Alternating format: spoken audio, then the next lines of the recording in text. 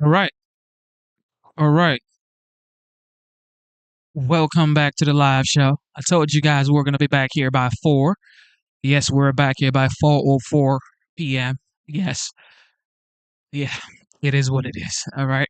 Today's date is still the 18th of July 2025, and we are about to check out the secretary, John Duffy, testifies before the House Transportation and Infrastructure Committee. All right, we're gonna check that out real fast.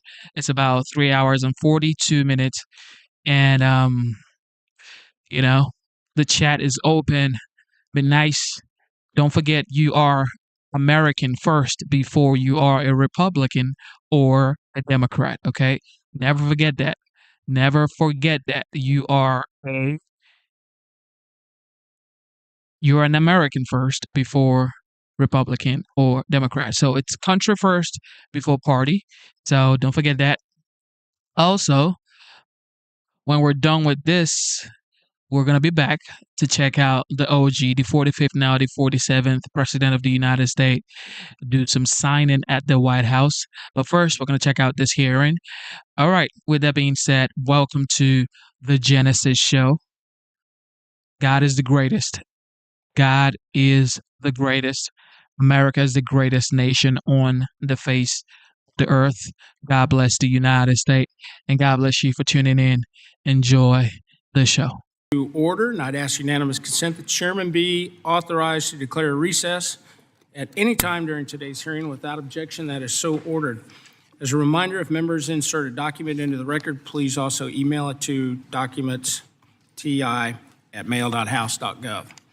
And so due to the expected votes this afternoon and understanding the Secretary's schedule after consulting with Ranking Member Larson, without objection, I would ask unanimous consent to limit member questions to 3 minutes each to allow maximum member participation. And I also will be foregoing my questions. So with that, I recognize myself for an opening statement, and I want to thank you, Secretary Duffy, Sean, for being here today to discuss the Department of Transportation's policies or programs and fiscal year 2026 budget request. You have had an extremely busy 6 months, and I appreciate you coming in to answer members of Congress's questions. Following the tragic aviation accidents in the recent months and years of underinvestment in FAA's capital budget, this committee responded by providing the FAA with a $12.5 billion down payment to modernize air traffic control systems as part of the reconciliation bill. This funding will allow the administration to immediately get to work to replace critical telecommunications infrastructure and radar systems, invest in runway safety and airport surveillance projects, and replace antiquated air traffic control facilities. And I appreciate your work on the administration's brand new air traffic control system plan, and I look forward to working with you and the administration to ensure this funding supports the plan's goals and helps deliver a state-of-the-art ATC system. We also recently marked the 1-year anniversary of FAA Reauthorization Act of 2024 being signed into law. This bipartisan law significantly advances the aviation industry through safety reforms, requirements for the FAA to plan for modernizing the ATC system, improvements to address workforce challenges, increased funding for airports across the country, improvements to the passenger experience, and the inclusion of the very first ever general aviation title. I look forward to working with you, Secretary Duffy, so that this law is implemented in a way that ensures America's aviation system remains the gold standard for the world. Additionally, the committee is already working on the next surface transportation bill, which we plan to consider before the end of the year. The current authorization, which is set to expire next September, has plagued infrastructure planning with delays, cost increases, and administrative confusion. The committee has a prime opportunity to focus on core infrastructure that moves people and goods safely and efficiently, cut red tape and accelerate project delivery, ensure that states have the flexibility that they need to address their priorities, and shore up the bankrupt Highway Trust Fund. We must maintain the user pays principle and offer solutions for putting the Highway Trust Fund on a more sustainable fiscal path. I look forward to working with my colleagues on both sides of the aisle to address the trust fund's funding challenges. Simply put, we have to make America build again.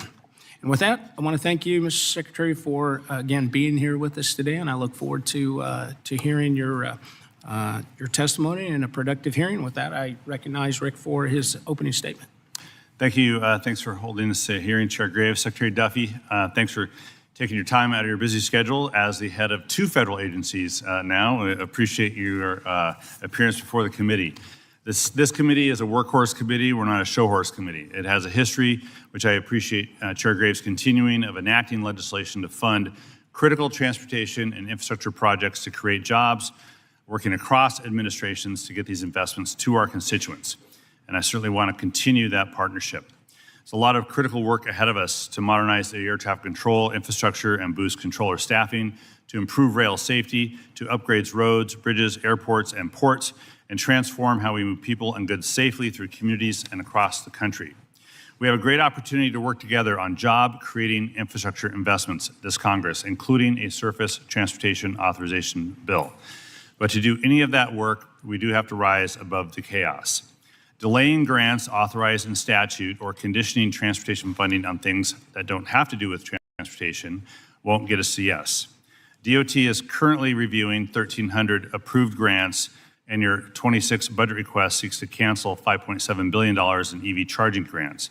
So I urge you to get on with the review of the remainder of these grants because we are leaving construction jobs on the table without these grants going out the door. Holding up these grants stalls badly needed job-creating infrastructure investments, and we need to get them going on that. Firing federal workers who oversee infrastructure or carry out critical safety missions won't get us to yes. More than 4,100 DOT employees have left the department, and several agencies in the department, including FHWA, FTA, and NHTSA, have seen reductions of more than 25%. So I urge you to consider how you're going to expedite project delivery and advance safety with the decimated workforce. Privatizing air traffic control won't get us to yes. The 24 FAA reauthorization for airports provides a blueprint to make long overdue investment in ATC infrastructure. My priorities are increasing the FAA's ATC and aviation safety workforce to meet growing airspace demand, expediting the deployment of critical runway safety technology, and replacing outdated ATC infrastructure, notably telecommunications, which are the nervous system of the ATC network. In the wake of the tragic Potomac mid-air collision and trend of near misses, we have to get it right. Now that Congress has provided DOT $12.5 billion to launch this mission, we need specifics on DOT's plan to improve our ATC system and ensure the safety of the flying public. And cutting off critical safety investments won't get us to yes. We have a national epidemic of preventable highway deaths. There's a clear federal interest for us investing in the infrastructure to ensure the safety of all modes of travel, including cars, trucks, bikes, shared use paths, and sidewalks. Congress has enacted programs that make these projects specifically eligible for federal funding, and unilateral actions by DOT to halt legally dedicated funding and reaching back to already awarded grants will make the traveling public less safe.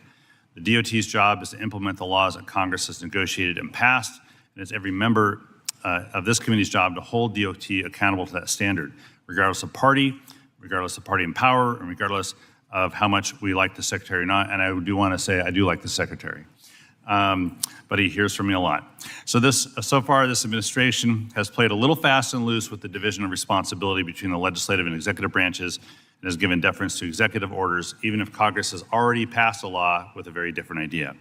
So you received a lot of letters and inquiries from many members in this committee. I certainly collect a longer list of inquiries today, and I urge you to respond to each of these requests in a timely manner. I do want to thank you in advance for keeping us informed of the department's actions so that we can represent our constituents, solve transportation problems, and improve safety. I look forward to your remarks in today's discussion. Before we move on, I do want to yield the remainder of my time to Representative Chuy Garcia for a brief statement.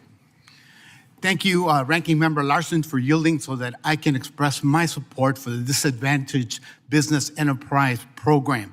This committee regularly considers and reauthorizes the DBE program, most recently in the FAA Reauthorization Act of 2024. This program combats intentional discrimination and ensures that women-owned and minority-owned businesses have a fair chance to compete for the transportation and infrastructure contracts. The committee has also collected statistical and qualitative evidence of discrimination faced by women and minorities in their attempts to establish, grow, and operate construction businesses and bid for highway, transit, and airport projects across the country. I've personally heard from firms across Chicagoland, including Ms. Deesh, who said, the DBE program creates opportunities for my company to pursue a piece of the project that would typically be too large for my company to pursue as a whole. Ms. Weiss said, the DBE program has brought me into the projects and partnership that literally keep my lights on. And Mr. Castro said, the DBE program has given our firm an incredible opportunity to work the engineering space on high-profile projects in our community. End of quotes. As we prepare for the surface bill, the committee has received over 100 submissions supporting the continuation of this program and ensuring businesses in our districts are not shut out of the construction contracting opportunities. I ask unanimous consent to insert these letters into the hearing record. Without objection. Thank you, and I yield back. Yield back. So now, again, I want to welcome our witness, Secretary Duffy. And again, thank you for being here. I don't have to explain the lights to you, and let's all be mindful of the time constraints that we have. I'd ask unanimous consent that the witness, the full statement be included in the record, and without objection, that is so ordered. I'd ask unanimous consent that the record at today's hearing remain open until such time as our witness has provided answers to any questions that may be submitted to them in writing. Without objection, that is so ordered. I'd also ask unanimous consent that the record remain open for 15 days for any additional comments and information submitted by members or witnesses to be included in the record of today's hearing. Without objection, that is so ordered. As your written testimony has been made part of the record, the committee asks that you try to keep your oral remarks to 5 minutes. So with that, Mr. Secretary, I turn it over to you. Thank you. Chairman Graves, Ranking Member Larson, members of the committee, thank you for having me today to testify before this great body. My aim over the course of this hearing is to provide you a sense of how building big, beautiful infrastructure is at the top of President Trump's priorities and how we can all work together in a bipartisan effort. And I would just note that for 9 years I sat where you sat, and I would tell you it's much more fun to sit where you're at than where I'm at. But it's good to be here with you all. I took office nearly 6 months ago, and in my first full day on the job, we experienced a sobering reminder of why the department's top priority is and always must be safety. The 67 lives lost by a mid-air collision of an Army helicopter and a commercial flight over the Potomac was a stark reminder of what's at stake in our most fundamental mission at the Department of Transportation. This tragic episode is also why the construction of a brand new air traffic control system is at the top of our agenda as we get America building again. I want to thank you all for passing one big, beautiful bill, the $12.5 billion, which is a down payment for this build. I know all of you did not vote for the big, beautiful bill, but I believe this portion, the $12.5 billion, I think we would have had unanimous support throughout the committee because you know probably better than anyone else how important our air traffic control infrastructure is, more so than probably anyone else in the country. And so, though everyone didn't vote, I appreciate everyone's support for what we're trying to do. In May, I unveiled a 3 to 4 year plan to execute a complete overhaul of this outdated system. And let's be clear, flying is safe. I fly out of Newark all the time. It's now my most used airport. And we saw glitches in the system a few months ago in the TRACON in Philadelphia that impacts the Newark airspace. And those have exposed some issues within the system as a whole. Our job is to keep air travel safe, which is why I've dedicated my tenure to delivering an all-new a brand new air traffic control system, state-of-the-art, gold-plated, best in the world. Our goal is to make air travel not just safer, but also more efficient with more commercial flights, more drones, more air taxis, and an ever-expanding commercial airspace as well. This is the time, if we're going to be able to meet all those needs, to rebuild this system. Our department has also moved swiftly to streamline the hiring process for new air traffic controllers. You all know we're 3,000 controllers short. And so in May, we launched a spring initiative to supercharge our controller fleet with lucrative bonuses to controllers who are eligible for retirement. We're asking, they're the most experienced too, by the way, we're asking them to stay longer. We're giving them a 20% upfront cash bonus to stay beyond their eligible date of retirement to try to fill this gap. We have already cut months off the hiring pipeline as we're enrolling new people into the FAA Academy in Oklahoma City. This is not, and we're probably going to talk about this, there's not one silver bullet to shoot on air traffic control. We have to take all of these multiple steps to move as quickly as possible to get more young people into the business of air traffic control and keep more of those experienced controllers on the payroll. And as you know, as a graduate of the academy comes out, they just don't go into a tower and they're not certified. It takes time to certify in the different airspaces across the country. So I ask for your patience, but also we have some money in the big, beautiful bill to help with that. We're hoping in 2026 to get to 2,500 new controllers out of the academy and start their certification process. Recent changes at Newark Liberty International Airport have demonstrated the effectiveness of our proposal to fix the aging system. And just real quick, the runway was completed almost 2 weeks before schedule. One of our problems is that we have companies that we deal with at mid-management level. I'd just say the DoD gets the top level management. They're the first project on the docket for many of these companies. We are now getting CEO engagement. Verizon helped us. They laid a fiber line between the Philly Tracon and N90 within a month. We took another month and tested that line. So in 2 months after you saw what happened in Newark, we had the new line up and running, alleviating those issues we had with telecom. And I think that's just, I know some of you have asked, can the FAA do this? We can, and I think this is a great example of how we're thinking about and engaging corporate America differently to accomplish the goals that you're going to set for us. I know I'm out of time, and we don't have a lot of time today. I know we're going to talk about surface reauthorization. I'm happy to have a conversation about that as we hopefully together in a bipartisan fashion come up with a plan for America on how we rebuild this infrastructure. I appreciate the time of the committee, and I look forward to your questions. And with that, I don't know if I get to yield back as a witness or not, but I yield back. We'll turn to Rick Crawford. You're up. Thank you, Mr. Chairman. Mr. Secretary, I'll try to be brief because I only have 15 minutes.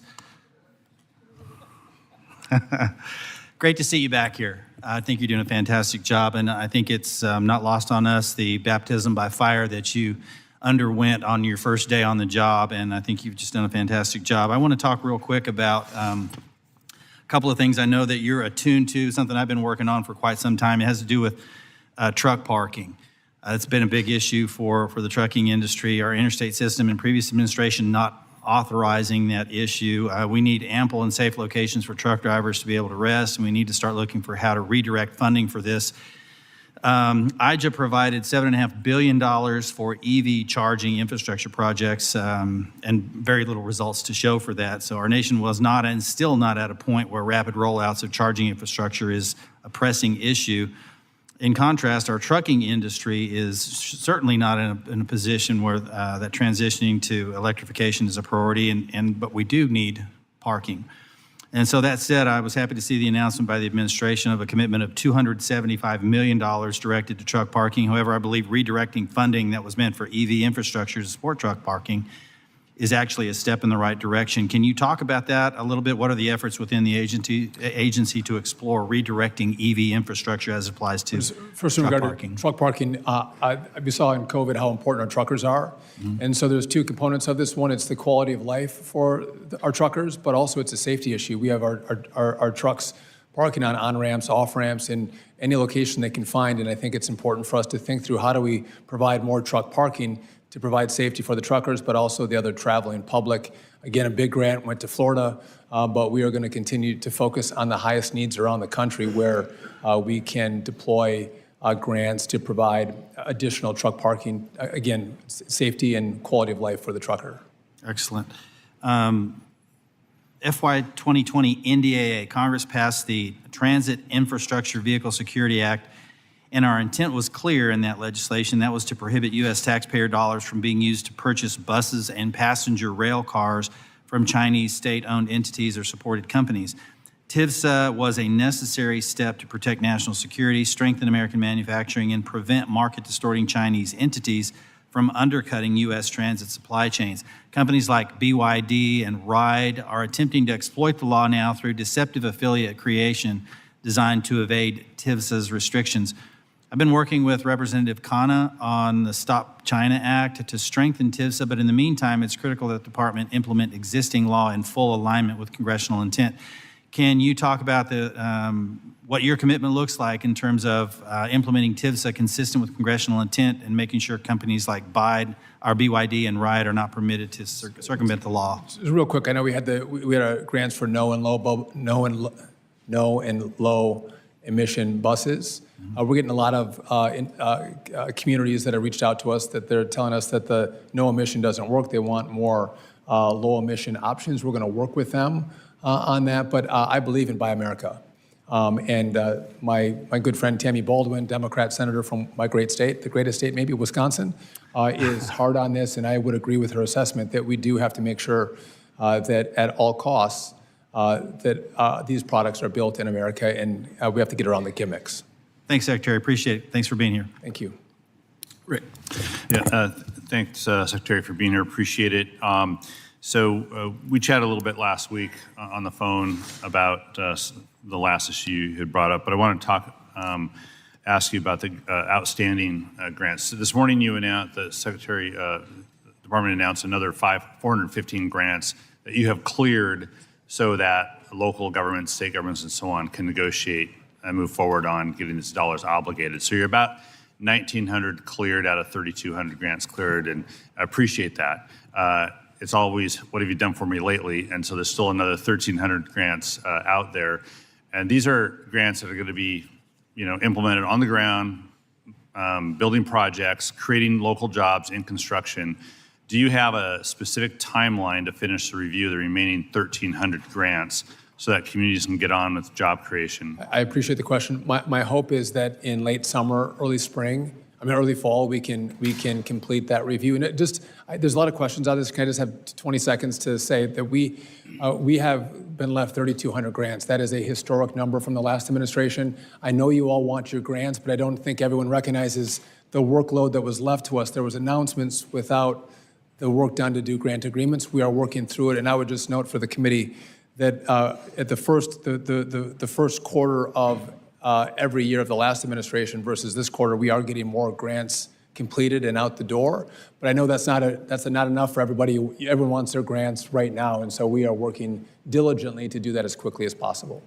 Well, we're going to certainly keep pushing that. There's 3 in my district that were part of this new tranche, and looking forward to the rest of mine in my district. And so I'll speak for me, but I'm sure everyone else has the same view about the grants, including the Skagit Transit Maintenance and Operation Facility. Still waiting on that one. I'll ask a second question quickly here, just about roadway safety. I argue it is a federal interest to invest in sidewalk and bike paths because we have a roadway death epidemic in this country. 20% of those roadway deaths involve a bike, someone on a bike or someone walking. We need to separate those folks from the cars and trucks so that the folks driving cars and trucks know that they are themselves separated from bikes and ped. That's why there's a federal interest in decreasing the number of these roadway deaths as much as possible. So I'm going to make that argument as we move through surface transportation to ensure that we're funding these Safe Streets for All grants, which you're moving forward on, which I appreciate, but those are planning grants, and then we need to implement those and fund these local projects so that people have safe places to walk. Cars and trucks know that those people won't be on the roads using the road as a sidewalk, but actually using a sidewalk as a sidewalk. I would welcome further conversation. I think there's some places where you are right, we need separation, but in other places, I think we're actually commingling automobile traffic with bikes and pedestrians, and that it can also be a danger as well, and I think there's a balance to how we do this. There's also a congestion issue that comes up as well when we convert traffic lanes to bike lanes, but I'm obviously open to that conversation and implementing the will of the Congress. Appreciate that. Thanks. Mr. Webster. Thank you, Mr. Chairman. Appreciate it. Secretary Duffy, with the creation of a federal infrastructure bank, which would leverage private investment only, supplement the existing funding tools that are necessary to do our infrastructure projects. Do you believe that? I do think there is a role for private capital to come into play. I would agree with that. And by the way, a lot of the private capital that I do see coming in is foreign private capital. It'd be great if we saw American private capital, because some of these returns are pretty good. I'd like to see more American private capital come into the projects where it's appropriate for that private capital to be deployed. Most rail projects are take place under existing right-of-ways. However, routine maintenance and replacement projects on existing rights-of-ways can still trigger a burdensome, unnecessary environmental reviews under NEPA. Should routine maintenance and infrastructure projects automatically qualify for a NEPA categorical exclusion? Is that a possibility? That's a broad question, but with balance, yes, I do think they should fall within a categorical exclusion, yes.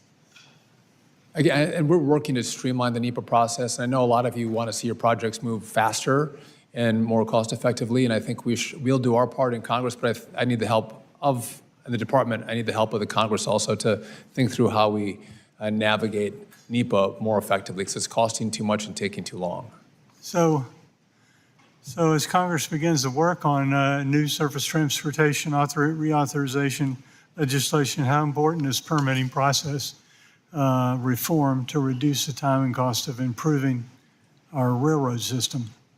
Well, when 30-40% of the cost of a project can be with consultants and permitting, we're losing valuable dollars, which, by the way, we're all fighting for more money to do more projects. We're losing that money. That's not turning dirt. So I think it's critically important that you all consider that in a way that we can still protect the environment, but we can move these projects way faster and be smarter. We've been doing this for, 40 years? We can learn from the work we've done in the past and how we can move more quickly in the future, and what impacts the environment and what doesn't, and let's be smarter about it. Thank you very much. Looks like my time's running out. Yield back. Eleanor.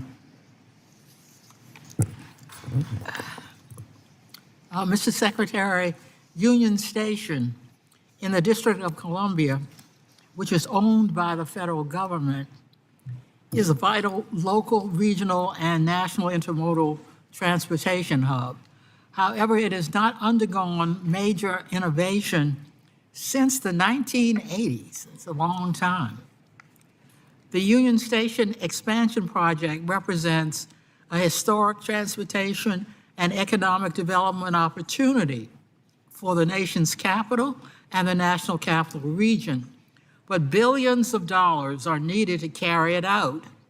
Does the administration support Union Station expansion project, and if so, how does the administration plan to carry it out? That's a great question, and I would agree with you. It's a very important part of transportation here in the DC metro area. I would like to talk about the project more, get smarter on the project. I would just note that we are looking at doing Penn Station, also very important. And again, I think it shows a commitment from this administration and this president that we don't have silos. We want to look at all of our modes of transportation, including passenger rail. Well, let me know when you know how to carry it out. After the tragic mid-air collision near DCA earlier this year, I wrote a letter urging DOT to require all helicopters operating near DCA to use their transponders except in the case of national security emergency or the transport of the president and vice president. At a May hearing in this committee, an FAA official stated that helicopter flights related to law enforcement, national security, and the transport of government officials are not required to use transponders near DCA. These overly broad exceptions jeopardize the safety of the airspace near DCA. Will you commit to requiring helicopters operating near DCA to use their transponders except in case of national security, emergency, or the transport of the president and vice president? You raised an important issue. That's something we are looking at and going to consider. You do know that we have restricted the airspace around DCA, that Route 4 is not being run anymore unless it's for the president or life-saving or law enforcement missions, as well as we put a cap on flights coming out of the Pentagon. The paramount issue here is the safety of the traveling public. And if we're going to run military missions or run VIPs out of the Pentagon or anywhere else, I would, at first blush, agree. We should have the appropriate equipment on those flights.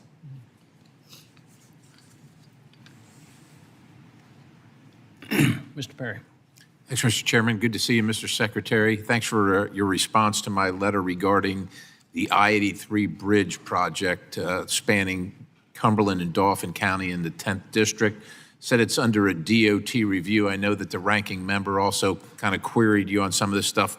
I'm just wondering if you have a timeline. We appreciate your involvement and your interest in it, but we'd like some certainty because there's a lot of work being done out there on the approaches, and we want to make sure that there's going to be a bridge to connect to those approaches. So do you have a timeline or anything we can look forward to? Again, so we are working as quickly as possible. And again, I know how important these projects are. You guys have heard me say this before. I'm pulling out a lot of the green and social justice out of the NOFOs that were required by the last administration, but the Congress did not require. So that has taken us a little bit of time. But again, they gave us almost 1,000 announcements between Election Day and Inauguration Day in the last administration. In the last Trump administration to Biden, it was 100. And Obama to Trump was 50. They did 1,000 for us. And so you all want your projects, but you have to recognize what's been dumped on our plate. And so I get the importance of everyone's districts and everyone's states and everyone's projects. And we are going to continue to work diligently through those. Mr. Secretary, I got to ask, right? I know be you a do. champion for our district. So let's turn to traffic control modernization. GAO found that over three quarters of the FAA's air traffic control systems were unsustainable or potentially unsustainable or worse. And it looks like we're looking at the FAA's current pace for replacing the facilities as a staggering 300 years.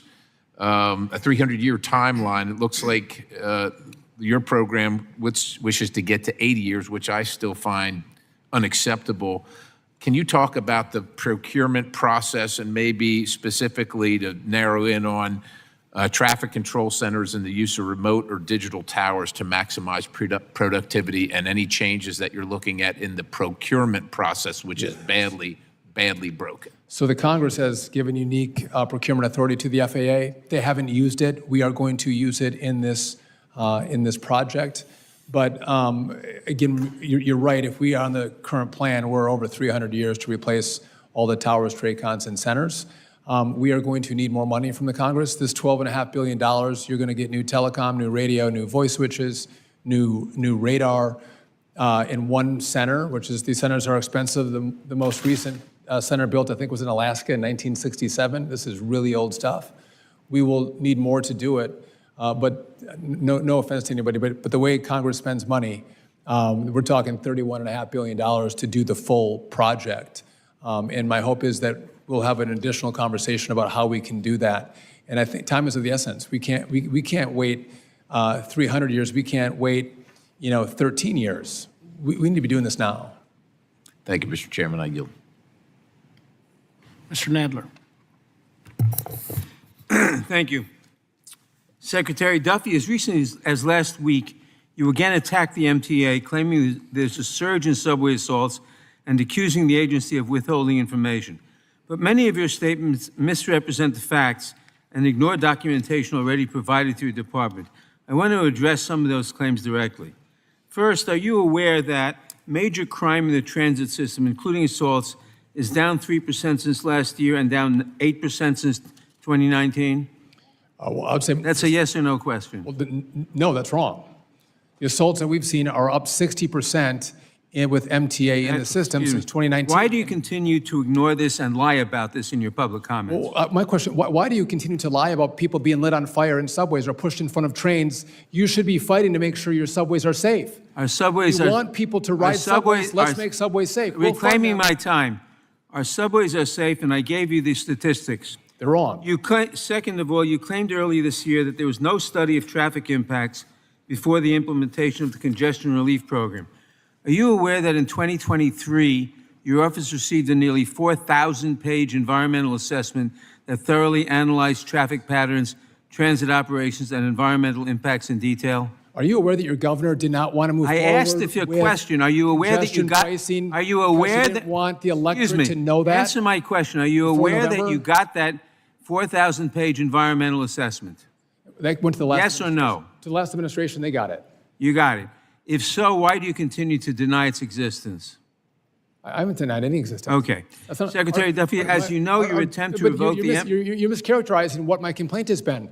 That our roads are not for the elitists, the ones who have money or someone pays for their vehicle to drive into a cordoned area. I believe everyone right, has that's a my right next- to use our roads. Secretary, so if you can't afford because Secretary you're poor, Duffy, as why you should know- you be excluded from driving into the city of New Reclaiming York? my time, Mr. Secretary, as you know, your attempt to revoke the MTA's congestion pricing approval came after the program had already undergone a full NEPA review and was formally cleared by the Federal Highway Administration.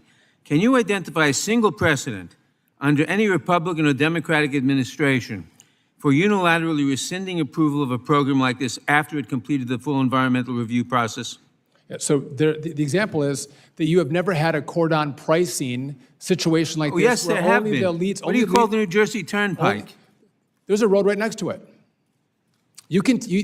Every road we have, you can take Secretary an Duffy, additional why road do you to continue access to your lie point about of New York destination. City? You're lying. Don't call me a liar here.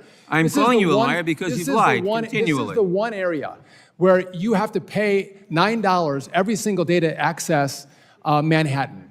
That doesn't exist anywhere else. Every single program where you have tolled highways is under the same Why don't we program. fight for the people who can't afford to pay that pricing? Why shouldn't everyone have access to the city? And if you're going to force people into a subway, make sure it's safe. Very simple. It's safe. I gave you the statistics. I gave you the stats. Well, your statistics are wrong. Time has expired. Man.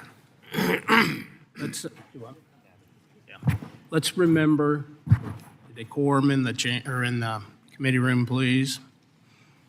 Mr. Babin. Thank you very much, Mr. Chairman. I want to thank you, Secretary Duffy, as well, for being here today. We appreciate the good work you've been doing at DOT. It's good to have you back in the people's house. Mr. Duffy, the first thing I want to do is congratulate you on your new role as acting NASA administrator as well. As the representative of NASA's Johnson Space Center in Houston and the chairman of the House Science, Space, and Technology Committee, I know you're going to be doing a great job. Once you get settled in your new role, though, we'll be asking you to testify on the budget request from Office of Management and Budget. And in the meantime, I would like to have your assurance, if you can, that you will not take any actions pursuant to fiscal year 26 budget requests until Congress acts on OMB's proposal. And as an example, such as layoffs, program terminations, et cetera. Listen, I'm going to follow the will of Congress, and just as you know, I'm the interim administrator. I imagine the administration is going to nominate someone. I do think it's important that, and you would agree, we have to start to move forward. There are very critical timelines that we have to meet, and I'm happy to work with you and your committee and the Congress to make sure we're doing that. Good to hear. Thank you. And turning to the Department of Transportation, the FAA's Office of Commercial Space Transportation, which goes by the acronym AST, issues licenses for launch and reentry activities for commercial space launch providers. Can you assure me that AST will prioritize launch and reentry licensing rather than activities beyond its statutory bailiwick, and which was a real problem over the last 4 years of the previous administration? I can commit to that. Absolutely. Thank you. Thirdly, I also proudly represent the 36th District of Texas, which includes the Port of Houston. We boast the largest port in the state of Texas by gross tonnage, an industry that supports 1.54 million jobs throughout our state. And as you might guess, port infrastructure issues are critical to my district and indeed to the entire coastline of Texas, which hosts 6 deepwater ports. Secretary Duffy, as Congress continues with important work reauthorizing infrastructure programs this year, can I count on you to work with us to ensure that our ports have the support and the resources that they need? 100%. Amen. Thank you. One time permitting, I still got a few seconds. Mr. Secretary, the lack of safe and accessible truck parking has been a top concern for many in the trucking industry for many years. The department recently highlighted truck parking infrastructure as a priority. Can you elaborate on what specific actions, funding mechanisms, or guidance would include to address the nation's severe truck parking shortage? Yeah, I would just note that I don't think this was a past priority. I think, I know this administration does care about truck parking and the safety of truckers and our traveling public. So we've already deployed one large grant agreement with Florida. We have others in the works, and we're going to continue to work with all of you to make sure that our truckers are treated fairly and our public is safe. Amen. Thank you very much, Mr. Secretary. Yield back. Thank you, Congressman. Mr. Garamendi. Thank you, Mr. Chairman. Mr. Duffy, thank you for being here. We appreciate your testimony, and we look forward to working with you, even though we may find ourselves in disagreement with much of what you're doing. A couple of things I want to try to really understand. There's some 3,200 competitive grants that were already awarded to states and cities, transit districts, tribes, airports, as well as ports. These are all in abeyance. Those have been stalled. Apparently, you're now working through each of those from your previous testimony. And you've also said that you intend to give preference to all DOT grants, loans, contracts, et cetera, that assist and that do assist state contracts to communities with marriage and birth rates higher than the national average. An interesting prioritization. I want to now focus on community transportation programs. These are the UTCs. And in writing about this in early May, or speaking about this in early May, you said, the previous administration turned the Department of Transportation into the Department of Woke, whatever that might be. I focused the department on what matters: safety, making travel great again, and building big, beautiful infrastructure projects. The American people have zero interest in millions of their tax dollars funding research at the intersection of gender non-conforming people, infrastructure inequality, I'll repeat that, as though the American people have no interest in infrastructure inequality, or whether the road improvement projects are racist. It's time to inject a dose of reality back into our higher education system, and that starts with ending these wasteful and divisive grants. Turns out that 7 grants have been terminated. All 6 of those 7 grants are in blue states. One, specifically the University of California in Davis, National Center for Sustainable Transportation, a $12 million grant accelerating equitable decarbonization. City College of New York, University of Southern California, Pacific Southwest Regional Transportation Center, New York University, San Jose State Mineta Consortium for Emerging Efficient and Safe Transportation, a $6 million research on intermodal inequalities, particularly how improvements to auto travel can benefit higher income, often white drivers, while depressing transit ridership potential and depriving it. University of New Orleans, that would be, I believe, a red state, Johns Hopkins University Center for Smart Transportation. Apparently, in canceling these grants, you're carrying out your policy. I don't know what the birth rate might be in these various areas, but I would suggest it's probably going to meet your requirement of marriage and birth rates being higher than the national norm. It seems as though you've gone through a process of simply looking for words and canceling those projects. I think that is a terrible way to conduct policy. You've got a couple of seconds to respond. I guess we have no time to respond. I would just note that I didn't hear the committee complain when there were 400 grants that were announced in 2012, and the prior secretary did not move them forward. But now that I have 3,200, you want to complain that I haven't got them done fast enough for you. You can name a few grants that I have canceled, and I look again, equitable decarbonization. We lose 40,000 people a year on our roads. I think there are better uses of our research and our dollars to make sure we can keep people safe. You might like equitable decarbonization, or you might like improvements to auto travel, how it can benefit, or how it does benefit higher income individuals over white drivers. I mean, the racial stuff as opposed to keeping people safe, that's my drive. That's my mission. And again, I'm working, and I'll send a chart to you, Congressman, if you want, that'll show that we are doing more in the first quarter of this administration compared to the first quarter of every year of the last administration. So I love the complaints, but that's actually not true. I do not doubt your hard efforts. But what I doubt is the method in which you are carrying it out. Mr. Chairman, I'm sure the Secretary appreciates it. And if you want to have an additional conversation, I'm happy to have a phone call with you on why we're doing it, and we're going to allow people to rescope as well. And if there's other good research they can do, we're going to work with them. You'll get a phone call this afternoon. I can't. Well, thank you maybe for tomorrow. the opportunity. Tomorrow, maybe. Mr. Rouser. Tomorrow. Well, Mr. Secretary, welcome back to Congress. Mr. Rouser, thank you.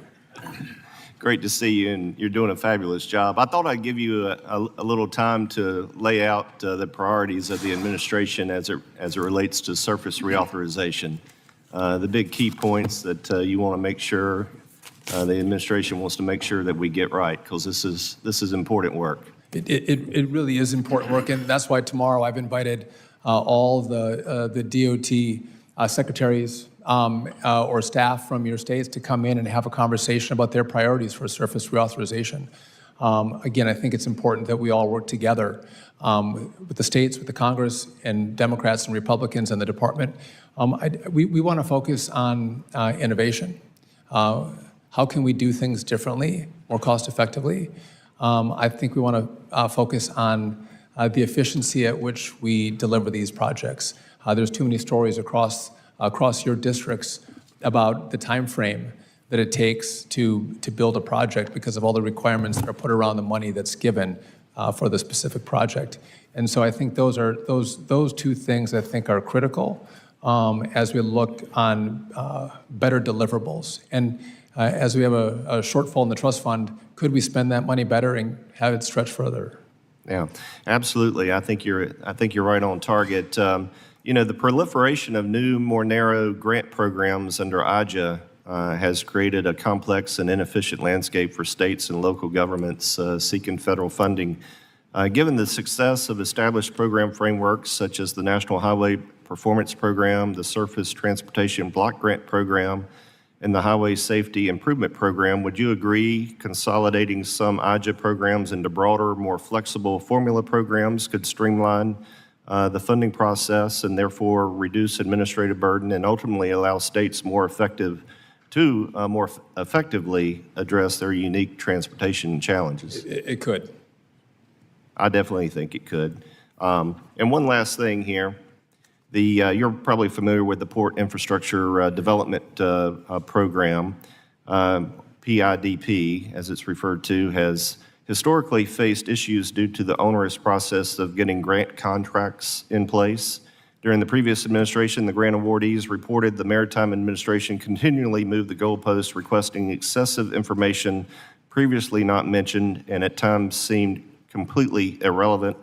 How many times have we heard that? This ultimately increases administrative costs for applicants and impacts the effectiveness of the program. So the administration's proposed budget includes $1 billion in PIDP funding for fiscal year 2026, What is the department doing to improve the process for getting the money out the door so proposed projects can be built more quickly? Well, again, we are working quickly to get as much money out the door as possible. As whether some people don't like the president, others of us love him.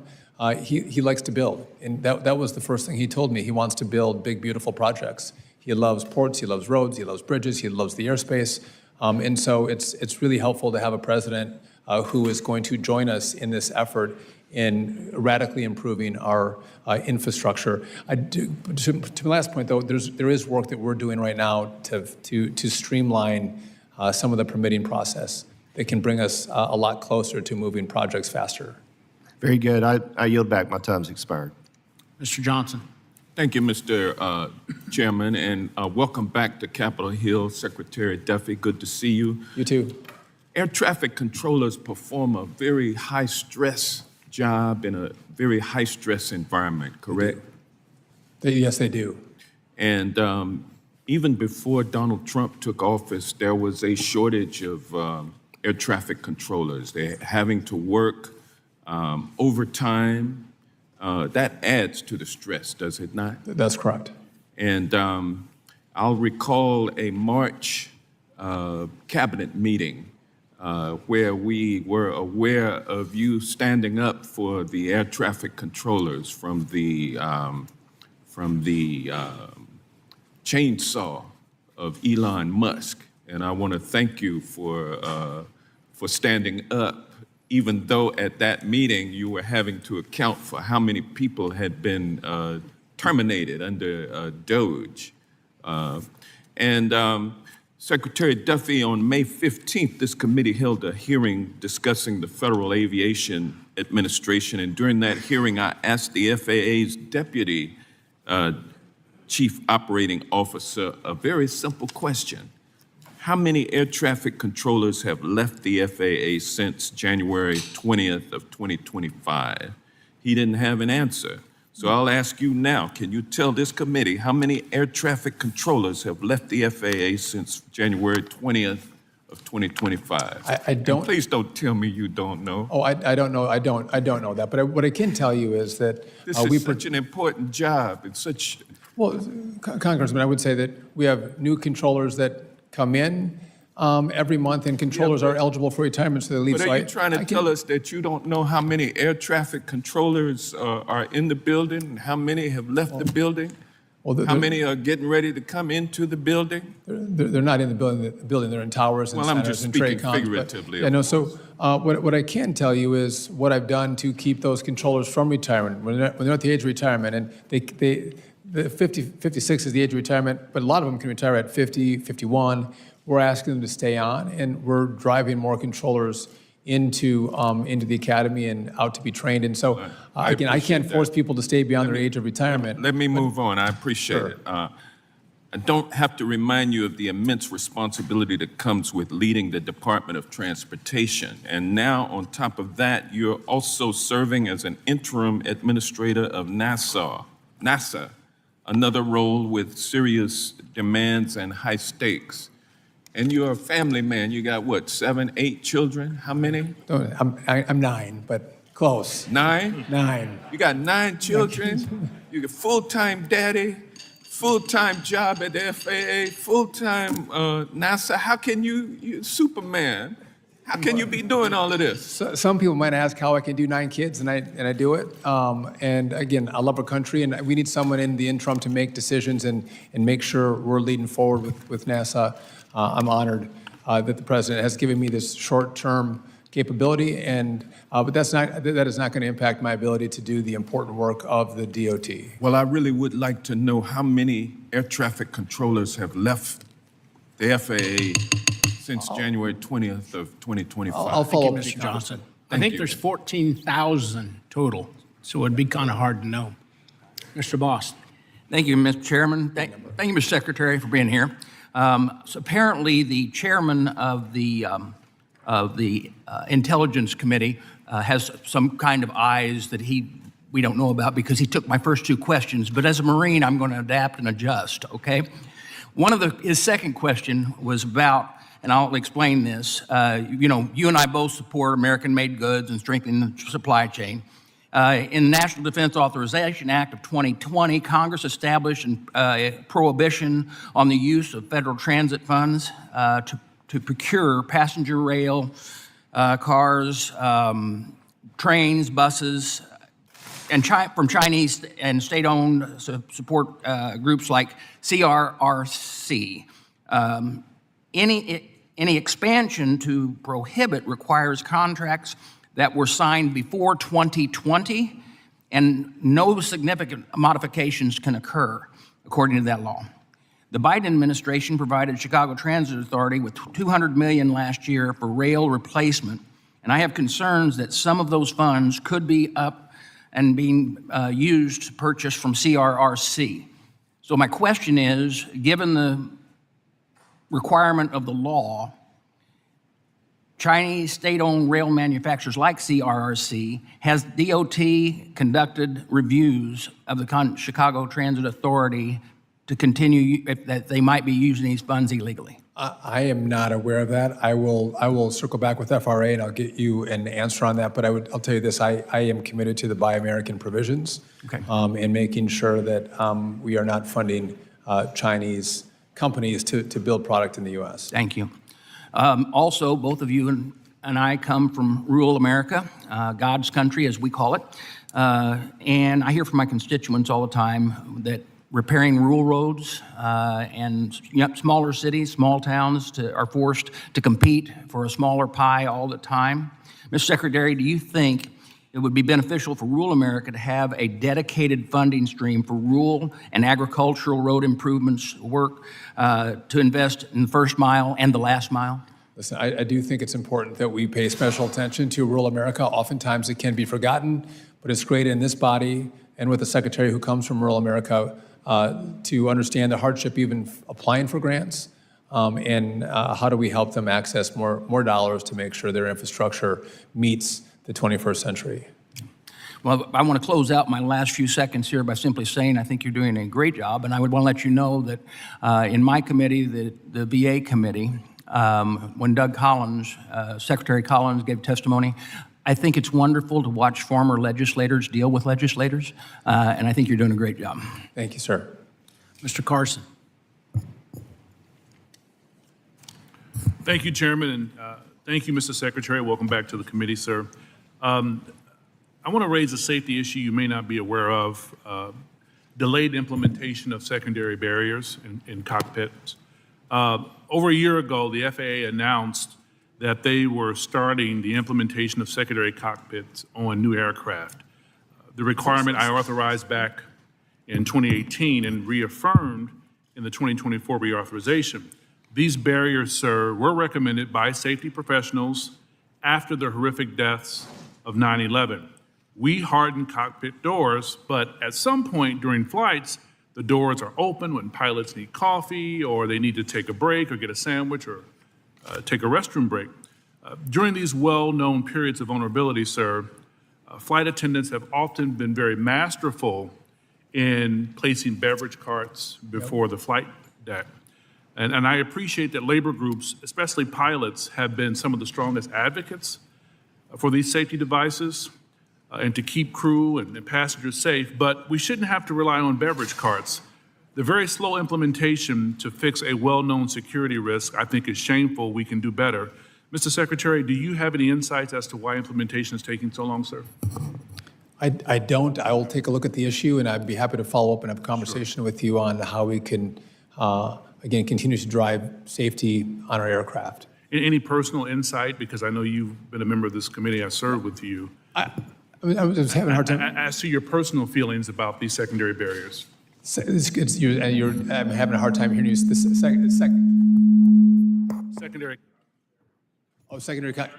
Listen, I would want to look at a number of different variables, but obviously we saw with 9/11, and we all, if you fly, you see this moment where the pilot will come out and use the restroom, and we do have our flight attendants there with barricading with their carts. Again, I would like to look at all the issues around it, but I think you bring up a good point, and happy to look at it further and talk to you about it. Thank you. I'm willing to submit questions to your team, and we can talk about it over. That'd be perfect. Thank you. Thank you. Mr. LaMalfa. Thank you, Mr. Chairman, and thanks for joining us, Secretary.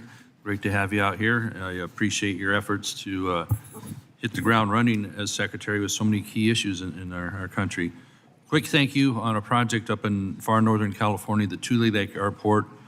The FAA had mandated at least 13 years ago a safety fence to be built around that airport, and it's been really nothing but fooling around since, waiting for various reports. So it's finally moving along. It's much appreciated. Thank you for your people doing that.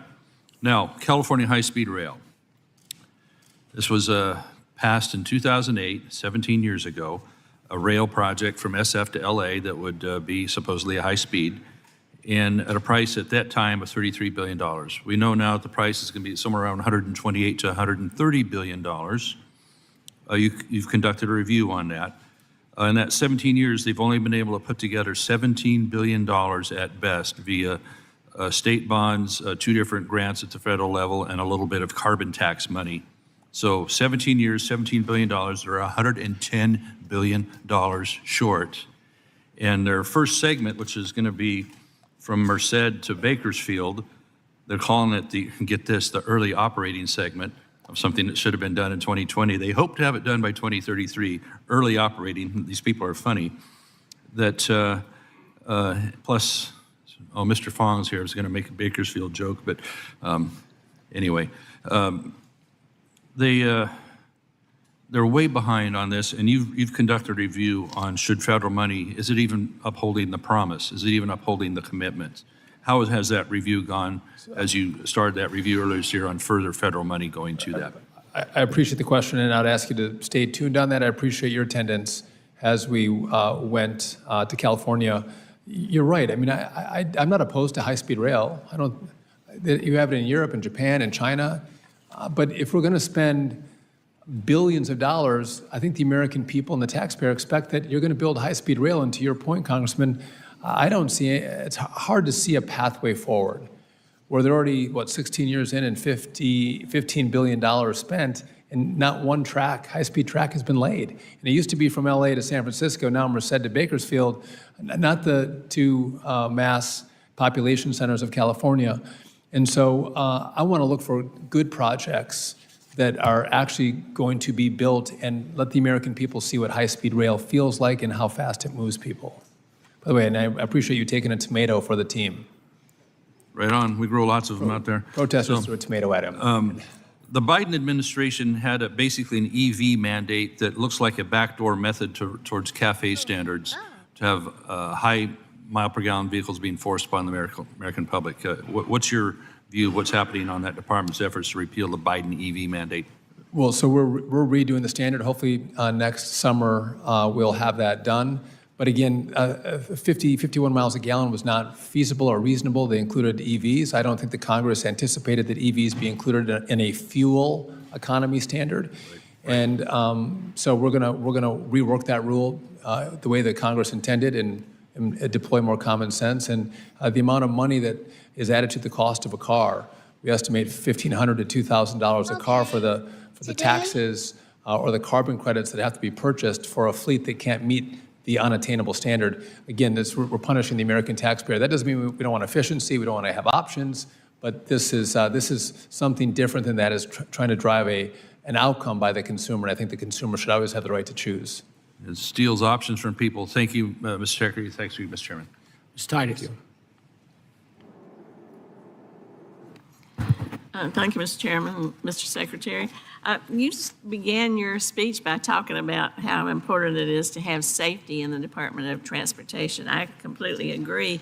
I'm the ranking member of the subcommittee on railroads and pipes and hazardous materials. I want to talk to you about rail safety. As you know, Vice President Vance supported a rail safety bill.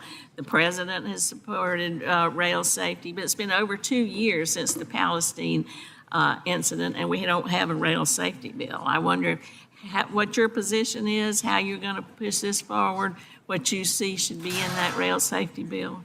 Well, I have enough respect. That's in the purview of the Congress, but I do think that should be grappled with, debated, and how do we drive safety? East Palestine was horrific for those who lived there and nearby there. And again, I would join your heartfelt effort to make our rail system safer. I appreciate that. And one of the aspects of rail safety is that the Class 1 railroads have requested a safety waiver from you. So this is where this is your purview that would allow them to reduce visual track inspections from twice a week to twice a month.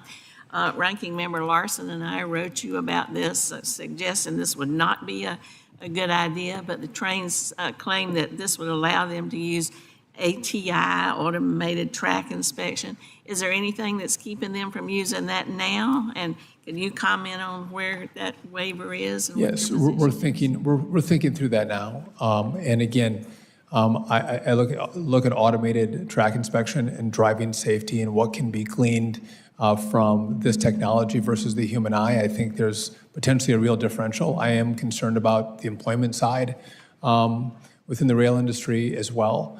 But I think there's a lot of technology, whether we're seeing cracks in tracks or we're seeing overheated bearings or we're seeing issues on wheels. I think these cameras and technology can advance us light years in driving the safety and preventing early some of these derailments that are, as we know, are catastrophic. Well, I think technology is helpful too, but we've heard testimony that 17 of 23 key track defects can't be seen by this technology. They require the human eye, so I'd hate to see us trade that expertise for something that's kind of trendy. And I think that would be a great conversation that we could have together. Let's look at what we're seeing in data. What are you seeing? And I think it's just right. We want to get this right. And that's what my focus is, because in the end, all of us care about safety, and what are we doing to drive that? Well, thank you, and thank you for your commitment to upholding the two-man crew that you mentioned in your confirmation hearing. Yeah, you're welcome. I yield back. Mr. Burchett. Thank you, Mr. Chairman. Mr. Secretary, thank you for being here. As the 435th most powerful member of Congress, generally a lot of my great questions have already been asked. So when I ask them, the first response you should say is, that is an incredibly gifted question and I'll struggle to answer it, so that people will know that I'm on top of this issue. The first thing is the Tennessee Department of Transportation representatives will be in attendance at your press event tomorrow. I'm pretty close to most of those folks. I worked 16 years in the state legislature, and they are just hardworking public servants. Do you think they'll be allowed to provide input and their priorities for surface transportation reauthorization? That was a brilliant comment and a remarkable question. The answer to that is, yeah, we do want, listen, they're on the ground. We want to hear their feedback, and that was the purpose of setting tomorrow up and bringing them all in and having listening sessions and roundtables. And I know you're going to be announcing the priorities for the next highway bill tomorrow, of course. Can you give a preview of some of those priorities? Again, I don't want to front run. I do think it's important to get data, get feedback, get information before I come out and say what I think we should do. And again, I think we're going to have a great collaborative effort. I think we all hear from our state DOTs what they want to see us do. But I'd like to have those conversations before we advance that conversation. Okay. Do you think you'll have any discussion over safety or work zone bridges, truck parking, celebrating project delivery? And I'm very much afraid of autonomous vehicles, and I'll tell you why. Because I remembered our first meeting when I was the county mayor, and they talked about how that was going to be the greatest thing ever and that we would control it at the local level. And I thought, that's going to be a disaster, because if somebody doesn't like you, are they going to have the ability to turn your vehicle off? And at the national level, I'm all about freedom. I collect old motorcycles. Most of them just break down. They're mostly boat motors. Somebody's just going to throw them off the side of their boat, but they boat anchors, I guess I should say. But and I worry about people's freedom, and I hope you take that into consideration when we move. I know it's going to happen, but it scares the daylights out of me. I 100% agree with you, and it's one thing I think we all grapple with as this technology advances. Some of those advancements can inhibit personal freedom, and we have to grapple with those issues.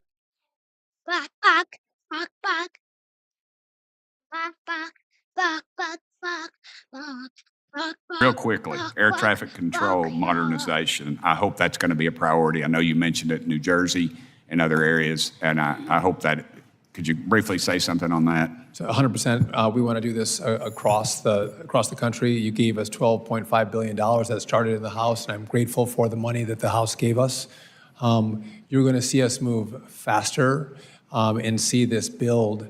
We don't snap our fingers. It takes time to lay fiber, but you know we are using copper. We are using floppy disks. This technology is really old, and I think it hasn't been done in the past because it's really hard. And I don't think this body has had faith in the FAA. Next Gen has, I think, been a complete failure. So we have the American people, the Congress, the DOT, the President, the FAA. We're all on the same page of making this a reality because failure is not an option right now. Right. Well, thank you. I've gone over my time, but I would tell you that some of the folks up here are still listening to 8-track tapes. So floppy disks might be in the future for them. Thank you. Mr. Taylor says he's using 8-track tapes. Yes, he is. He's a lot older than I am. Mr. Huffman. Thank you, Mr. Secretary. Welcome back. It's good to see you. I know you're wearing several hats these days. I'm going to ask you about your role in overseeing the U.S. Merchant Marine Academy. Thank you. A couple of months ago, you did a fair amount of press about a portrait, a painting of Jesus Christ that you had placed prominently in a meeting area of the Academy. And you had said that you were taking it out of the basement and putting it into a place of prominence. So I want to ask you a little bit about that. And I believe you've put a copy of the same painting in your personal office. So I want you to know I have no problem with you decorating your office the way you want. I understand your Catholic faith is very central to you. Your office is yours to decorate in any way you want. But I'm troubled by this notion of this place of prominence in a room, in this case, the Elliott MC room at the Academy, which is the place where they have mandatory meetings, where they have honor code hearings.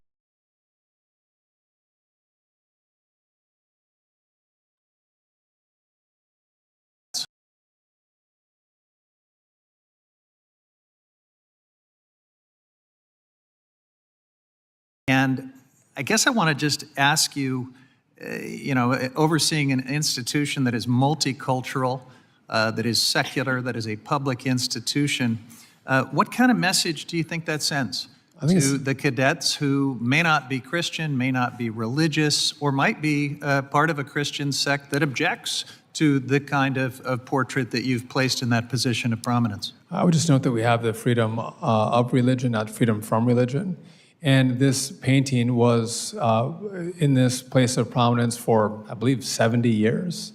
And it was folded up and moved to the basement. So the basement was a chapel. It was put into the chapel by your predecessor, not put away to be hidden in a basement, right? That's misleading, Mr. Secretary. It was folded up and put in the basement of the chapel. It was refurbished and then placed in a position in the chapel, but it was also the history, Mr. Secretary. You know this, I think. It started out in a chapel.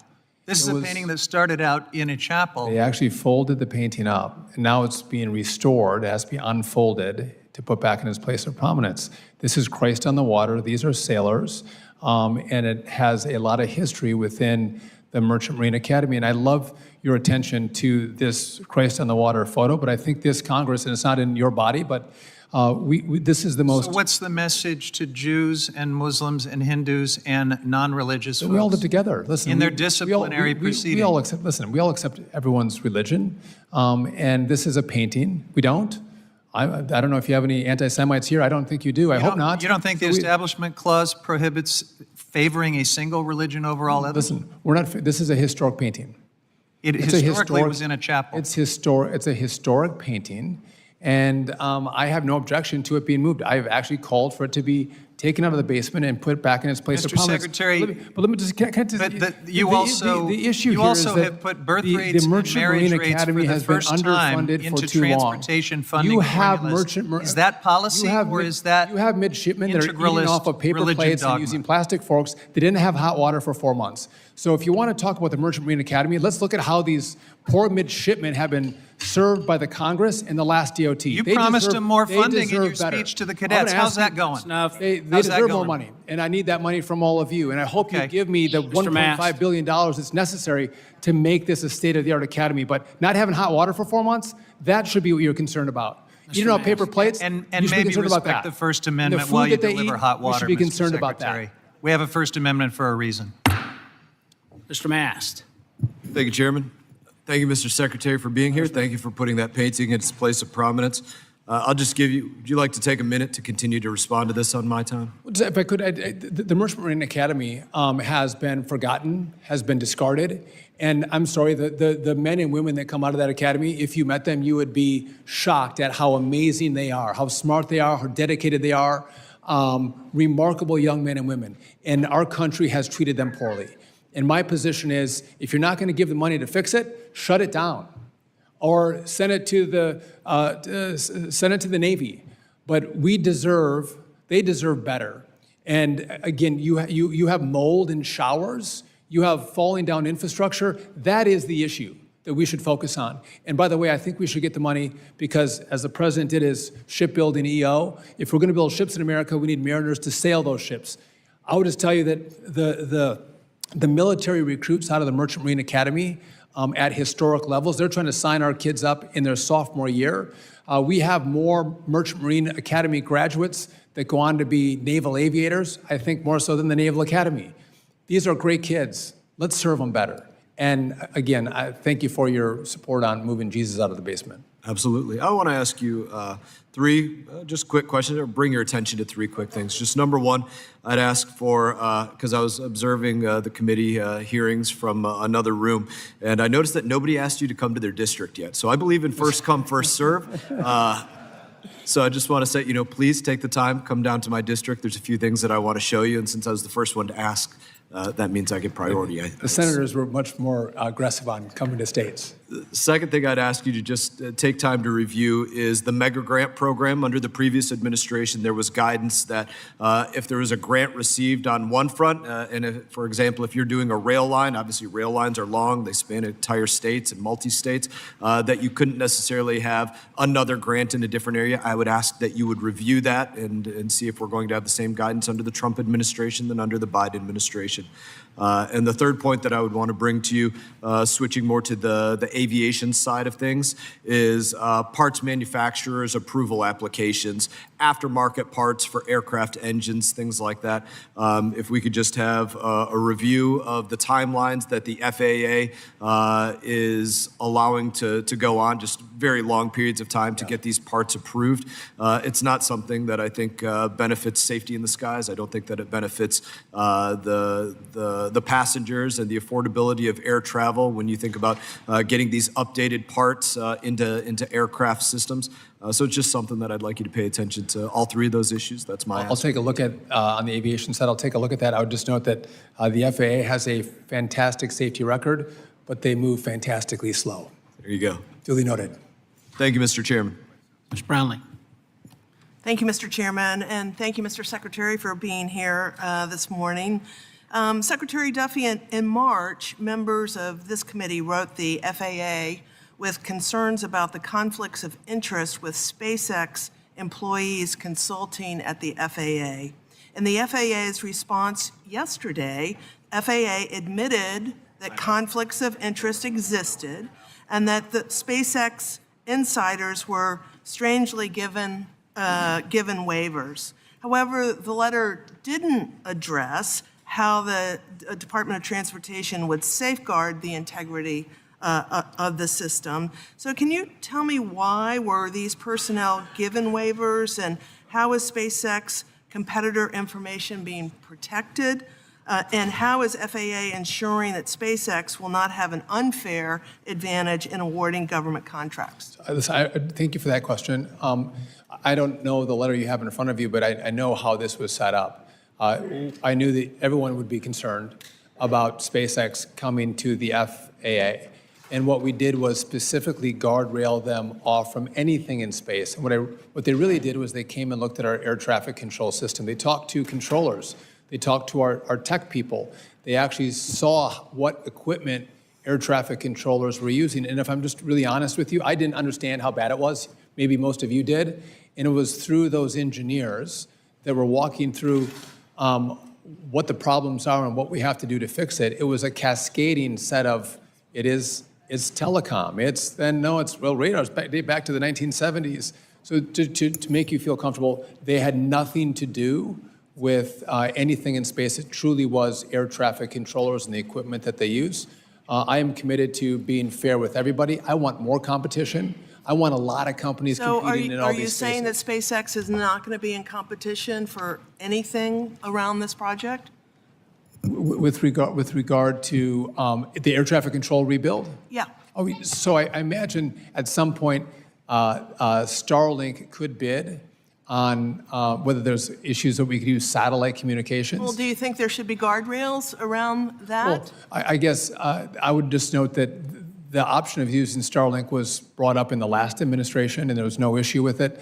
This was not about using Starlink or using cell phone towers. It was really about the infrastructure with copper to fiber. It was the systems that they were using to analyze airplanes on their scopes. That was the true focus. And so, again, I don't want to give any fair disadvantage to one company over the next. Can you tell me how common it is for these waivers to be given?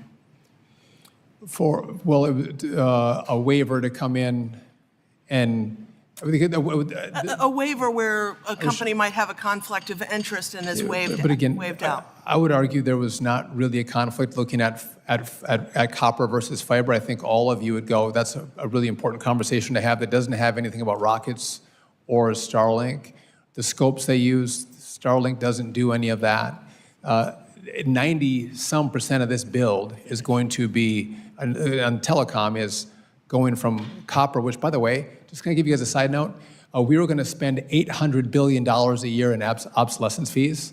800 million, almost $1 billion in obsolescence fees that we got our telecom providers to give back to us. But our whole rebuild budget was going in obsolescence fees. We got the partnership to stop that, but we have to go to fiber because no one has copper anymore. So that was the mission, not some competitive advantage to Starlink. And by the way, these are like tech guys. These are not business guys. They're like the tech ops guys. Thank you. I appreciate the question. Thanks for letting me clarify. Mr. Secretary, thank you, and we appreciate the partnership we have with the department. I want to lay out 3 problems quickly and 3 potential legislative solutions, and then just give you an opportunity to respond to any and all. First off, I think it's an embarrassment that the same transportation project that Germany can permit in 6 months takes 6 years to permit in this country. I know you share that frustration. And as you no doubt know, an interactive cloud-based review platform can increase review times or reduce review times by 50%.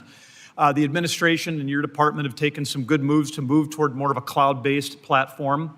I've got a bill, the E-Permit Act, that I think would probably be a great partnership with your department that would mandate the use of that cloud-based review platform. That's number one. Number two, there are substantial national security risks posed by having LiDAR manufactured by our adversaries, the Chinese Communist Party and their partners, and then being installed close to sensitive pieces of American infrastructure. I think it's insane to give our adversaries precise details over railways, roads, ports, other pieces of critical transportation infrastructure. So I have a bill that would prohibit taxpayer dollars from DOT going toward projects that would utilize those sort of LiDAR sensors manufactured by our adversaries. Then number three, it's absurd that we have sanctuary cities who ignore federal law, allow anti-ICE riders to destroy transportation infrastructure, and then those same local governments will turn around and ask the federal government to foot the bill for the repairs. I'm going to be introducing a bill that would make it clear no DOT funds can go to those sanctuary cities. Any reaction on any of those three pieces of legislation, sir? So I'll do the first one last. I couldn't agree with you more. If you allow your city to be burned, or even in LA when we're allowing riders to destroy our streets, the federal taxpayer should not come back and then rebuild that, what they allowed to be destroyed. I would concur. I'll also agree. I'd like to look at your bill on LiDAR in China, but you raised a really important point. And the first bill you had was on what? The e-permit, cloud-based platform for NEPA review. I'd like to look at that as well. But at DOT proper, we are trying to consolidate. We have like 12 different programs in regard to grants, and then tech and programming and computers. Like, everything's different, all under DOT. We want to consolidate, and so we can have a dashboard where all of you can see where your grants are. Your constituents can see, where's my grant, how fast is it moving, and then what I want for you to do is, if you want to do oversight with us, I can easily then, you got the documents, I know you have them, just hit a couple buttons and print them off and send them over, and not just for me, but for the next administration as well, to say, hey, it's going to drive transparency. And I think you make it really... We cannot realize the golden age of America if it takes us a decade to build anything. Thank you for your cooperation with that, Mr. Chairman. I would yield back. Thank you, Congressman. Gentleman yields back. Ms. Wilson, you're recognized. Thank you, Chair Graves. Welcome back to my classmate, Secretary Duffy. Just this week, the Miami Herald released a report highlighting the need for stronger rail safety commitments in South Florida. In my community, we have high-speed trains going through quiet zones in heavily traveled areas that are crossing at grade. Each of these factors alone creates an unnecessary risk. But together, we've made South Florida home to both the most and 6 most dangerous railroads in the country, according to the Miami Herald, based on deaths per million miles traveled. This is a distinction that I want to end. We need an all-of-the-above approach to address this crisis. That means investing in rail safety programs like consolidated rail infrastructure and safety improvements and railroad crossing elimination programs. And we also need to increase investments in quad gate technology and fencing to help secure highway grade crossings. I'm proud to see the Northeast Corridor moving forward at the federal level, but the North Corridor has been in the works for over 40 years, and we need federal action. Secretary Duffy, in October 2024, the department announced a $25 million infra grant award to Port Miami. This investment will continue to spur growth at Port Miami, an amazing economic engine that is responsible for 340,000 jobs and an economic impact of $61 billion. I want you to advise if the department plans to obligate these funds for this critical infrastructure project in fiscal year 2026. So maybe starting on that one first. I don't see any issue with us moving forward, obligating that announcement. I'd like to take a look at it as well, but I would see nothing wrong with that. It seems like it would be in line with also the president's priorities as well. In regard to Brightline, I think is what you're referring to. There are way too many deaths there, and I know that it's a big story in regard to just people not following traffic signs. There's some suicides and there's accidents as well.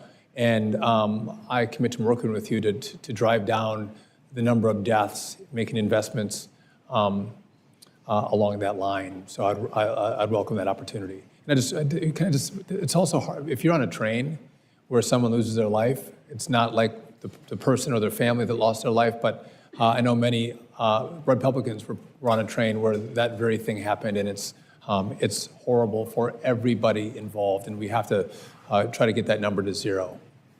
I have a whole bunch of questions to submit to you for answers, so I'm going to call you because 3 or 5 minutes is not sufficient. So I'll be calling you about the World Cup, support for the World Cup, Broad Causeway and Bay Harbor Islands, North Perry Airport and Pembroke Pines, rail crossing improvements labor unions, black aerospace professionals, traffic congestion, public transit investment, Port Miami, the North Quarter, and Northeast Quarter. We are going to have a long conversation, I guess. But FIFA is, yes, I want to support that. We have a huge role in FIFA in making sure transit works, and this is a showcase of America. We'll need your help with the resources for that, but yes, we can talk about the others on a phone call. Thank you. We'll have to schedule like an hour, hour and a half for that call, I think. Just a little housekeeping here. 3 minutes is the time. To help keep things on course, I'm going to tap the gavel with 20 seconds to go. And so just be listening for the gavel tap. This is to accommodate all members because we know the Secretary has a hard stop. Mr. Nels. Thank you. Mr. Secretary, I believe the future is very bright, right? The Senate confirmed Mr. Bedford the other day, the FAA administrator. I think he's going to do a great job. You're doing a fantastic job. One big, beautiful bill, $12.5 billion. Down payment, agree. Get the other $8 billion. I think we can do it. I think we'll have bipartisan support. We have to, right? We have $12.5 billion for modernizing the ATC. I think it's bigger than that. I think it's modernizing the NAS, the National Airspace. It's got bringing in the new entrants. We got to bring it all together. It's just more than the ATC. 100%. It's just more than ATC. The Modern Skies Coalition, all on board with your plan, with the president's plan. I think it's great. We're bringing in stakeholders. I'm having monthly meetings with all these stakeholders, these smart people, right? The smart people, the industry leaders, gifted, talented people. We're meeting every month to talk about what is modernizing the ATC. What the hell does that really even mean? So we're bringing all these people together. We're doing good. I know you're doing what you're doing. We will all come together. It's going to take all of us. We owe it to the American people and the people that travel. We owe them the gold standard. We want to claim the gold standard, and we certainly owe it to the 67 lives that were lost over the Potomac. We must do better, and we can do better, and it's going to require all of us to work together. The supersonic, you know, the president out there was talking about supersonic. We should do that. We should get that done. I filed a bill on this thing to get supersonic. We haven't had it since '73. What are your thoughts on it? Don't you think we need to move in that direction? 100% I agree. We need to allow this, with this new innovation, computer technology, how sound waves bounce off the atmosphere. Yeah, we can do this. We should do this. We should. I mean, by 2030, United Airlines, they've ordered 15 from Boom. I mean, it's there. It's real. The boom won't hit the ground. So those that are concerned about grandma's going to be in her kitchen and the window's going to break is all ridiculous. It's not going to happen. So this is a great thing, and I want to continue to work with you on our legislation to get this and move it forward as it fits right in line with President Trump's goals and objectives. And one other thing, the joint ventures with Allegiant. So we both agree with President Trump that our government must function in a timely manner to truly benefit the American people. To this end, Allegiant and Viva Bus Aerobus joint venture is a great example of this, and their application's been pending for 3.5 years by DOT. The previous administration neglected it, and we just want to make sure that the alliance application for Allegiant and Viva, while allowing legacy carriers, Delta has it. Delta has a deal down with Aeromexico. We need to do this for Allegiant and allow people to travel to the islands. Low carrier people, we got to do this. I need a commitment from you that we'll look into this. It's your signature. I had a brief on this very issue 6 weeks, two months ago. Yeah. I will look at it again, and let's stay in close I want to talk to you. coordination Maybe on I'll see you in Oshkosh next week. I would welcome that. Thanks. I'll be there. Mr. DeSaulnier. Thank you. I appreciate following Mr. Nels, who I have the privilege of working on implementation on FAA. So I think I'm going to be on the list like Ms. Wilson, where I'm going to come see you if you will have me come. If you go to Oshkosh, we could do it there too with We can go with Troy. I just won't wear his footwear. And I want to congratulate you on Hannah being behind you, and what a great hire that is. She's been fantastic. Some things, first of all, I'll do my own district issue. We have a mega grant that I've worked on since we both had dark hair. It's $166 million. It's in the 680 corridor. Major business presence, Chevron, Safeway, AT&T. We work closely with the business community, so I'd like to follow up with you and see where that is. And I have had a bipartisan frustration with multiple departments in Region 9 over so project delivery, I'd love to work with you on that. Getting a project like that out that's been multiple RTPs to get it done that we have consensus on. I will take a look at that and get back to you on where we're at, and I'm sure Hannah will help with that too. Okay. We always go to the staff first. We're always in charge. It's our secret. I'd like to talk to you about something that we disagree with on, but I'd like to do it more in a conversational way. As someone who's been very involved in air quality in California, I've served under Republican governors and Democratic governors on the California Air Resources Board, and the ability to have choice. I was fortunate enough to get the Clean Corridor bill in and passed with billions of dollars for charging stations. And I don't know if you saw the New York Times story recently about the Chinese and BYD. It's a heavily subsidized car company, but we've got to have choices. And regardless of what your feeling is about climate change, there's a market for choices, but they've got to have the infrastructure. So the Chinese now have 3 million, I think, Chinese charging stations. They're closing in on Toyota in terms of capacity. They're dominating the Asian market. How do we work in a way that gives consumers choices? And even though I have a very heavy fossil fuel presence in my district, 5 refineries, Chevron, you wouldn't be surprised in the Bay Area, people are early adapters. So how do we work on this in a way that's agnostic in terms of, as strongly as I believe in climate change, from an economic competitiveness, we're losing the competitiveness in this market to the Chinese? Well, I like the form of your question. I do believe in competitiveness too, and I believe in personal choice.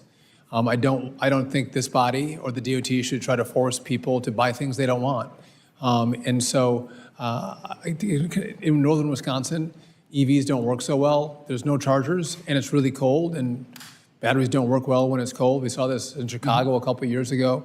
So I think in certain regions, in urban areas, it's probably more popular. In more rural areas, in northern areas, it's not as much. And that's why I think people should have the right to choose. And again, I don't think we should put our thumb on the scale one way or the other. And we could look at subsidies equally.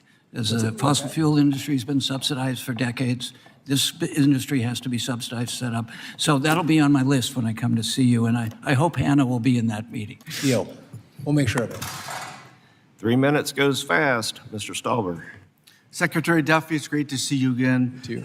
You're doing a great job in baptism by fire the first days. You really did a tremendous job, and we all thank you. Earlier this year, the president made fiscal responsibility a priority, and he asked our department heads to conduct audits of how their agencies were spending taxpayer dollars. My colleagues on the other side of the aisle and the media decided to fearmonger and spread misinformation about what this was meant for the projects across the country, to review them and look at the spending.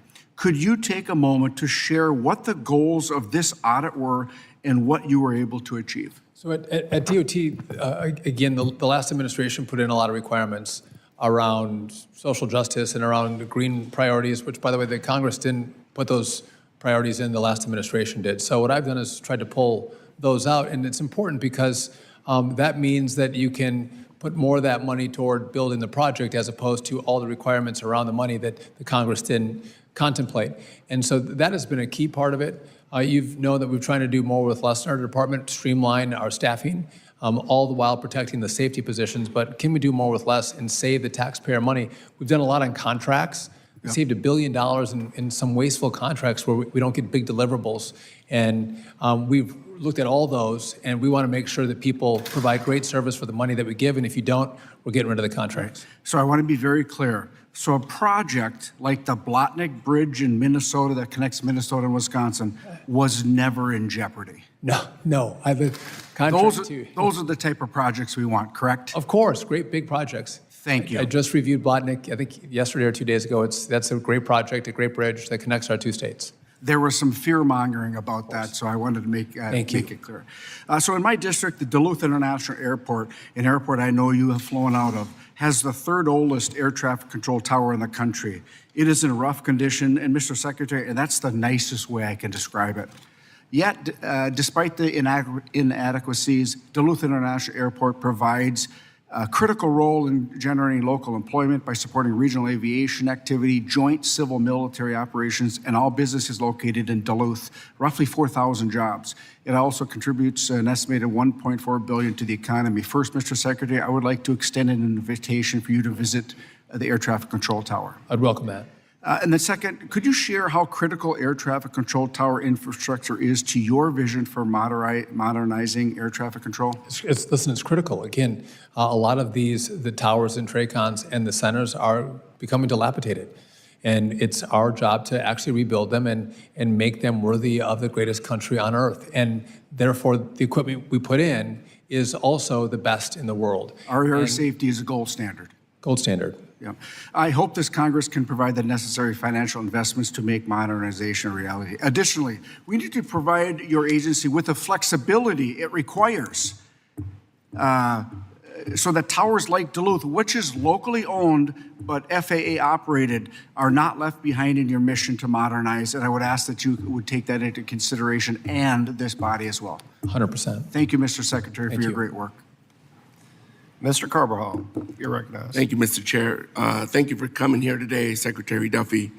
I want to extend my gratitude to you and your team for being responsive on my staff's inquiries, my personal inquiries regarding some grant issues in the Goleta and San Ynez areas of my district.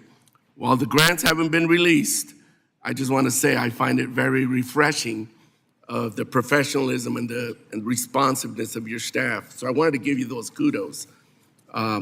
Secretary, while we all support infrastructure, we can do more to bring the cost of these projects down as we draft our next highway bill. I'm familiar with recycled asphalt pavement, RAP, and understand that RAP accounts for over 90 million tons of pavement material. This is the most recycled product in the country. Yet many state DOTs lag well below the national average of 20% of their mixes using RAP. I find this odd given RAP brings costs down by using less virgin material, reduces truck traffic, minimizes air emissions, and keeps usable material out of the landfill, while still delivering a superior quality construction material. Can you commit to working with me and our state DOT partners on how we can better educate and incentivize state DOTs to use RAP pavements where appropriate and in their local projects? 100%. I'd welcome that partnership. Thank you. Mr. Secretary, for decades, the federal government has required commercial service airports to use Florentine firefighting foam containing PFAS. The FAA Reauthorization Act of 2024 included my bill, the PFAS Act, and established a new grant program to support airports in transitioning to fluorine-free alternatives. Assuming we get our act together in Congress through appropriations and appropriate the necessary funds, is there an implementation plan in place to facilitate this transition? And two, in the interim, what guidance and assistance is being provided to airports regarding the transition and use of PFAS-free foams? So I would tell you that do we have an implementation plan yet? We're actually working on a lot of the grants coming out the door in ATC modernization, but as money comes, we will develop a plan, would welcome consultation with you, the author. But again, this is an important issue to make sure we take toxins out of our communities. Thank you. As we discuss air traffic modernization, can you share how the department is working with the FAA to ensure these efforts are forward-looking and structured to incorporate continuous process improvements over time rather than looking into outdated systems? And can we touch on the efforts to ensure the system is sufficiently staffed? So can I just, if I can have a moment of personal privilege, yes, telecom is telecom, fiber is fiber. There's great radar that we're going to be able to, that we have to build them. It's a big deployment. Those are known quantities and entities. The common automation platform, the software that's going to run air traffic control, we're using one system from 1995 and another from 2000. We don't have an off-the-shelf product that's the software, the heart of the brand new system. That's going to take us time to get companies to come in and offer us what they think the product should be and try to sell us their product. So, and we don't have money in the big, beautiful bill for this part of it, but this is the critical part of the infrastructure. I want to get that started because, again, it's going to take us, 6-8 months to pick a company, and then we're going to have to debug it. That could be another 6, 8, 10 months to debug it before it's deployed. So this is the most amount of time it's going to take to get the system right. But it's like you're on your computer, you're using Microsoft 95 versus what's available today. It's like there's so much better technology, and this is the heart of making the system more efficient and safer. And I hope that the Congress will give us the resources to begin that process. Thank you, Secretary. And again, kudos to your team for being so responsive. Thank you. And it will be brand new, and it will be state of the art. I promise you that. 3 minutes is not 5 minutes. Mr. Mann? That's my fault. Taylor, your remarks. You're recognized. Thank you, Mr. Chairman. And Mr. Secretary, thank you for being here today, and thank you for all that you're doing for transportation in Kansas and around the country. It's a tremendous undertaking, and you're doing a great job. I represent 60 primarily rural counties throughout central and western Kansas, and every day in the big 1st District of Kansas, my constituents witness the importance of having reliable transportation infrastructure. It's imperative that our highways and roads are drivable, that commercial and cargo aviation are able to efficiently operate, that our railroads are able to deliver goods and grain out of the elevator and into markets. And I appreciate hearing from you today on ways that we can address real transportation infrastructure problems that everyday citizens in Kansas and around the country are facing. I know that the administration under your and President Trump's leadership will lead the way in fixing problems of the past, and look forward to working with you on making the transportation system great again. A couple of quick questions. We've seen how past modernization efforts like NextGen struggled with delays and cost overruns. I understand you're taking a different approach this time, particularly when it comes to procurement and delivery.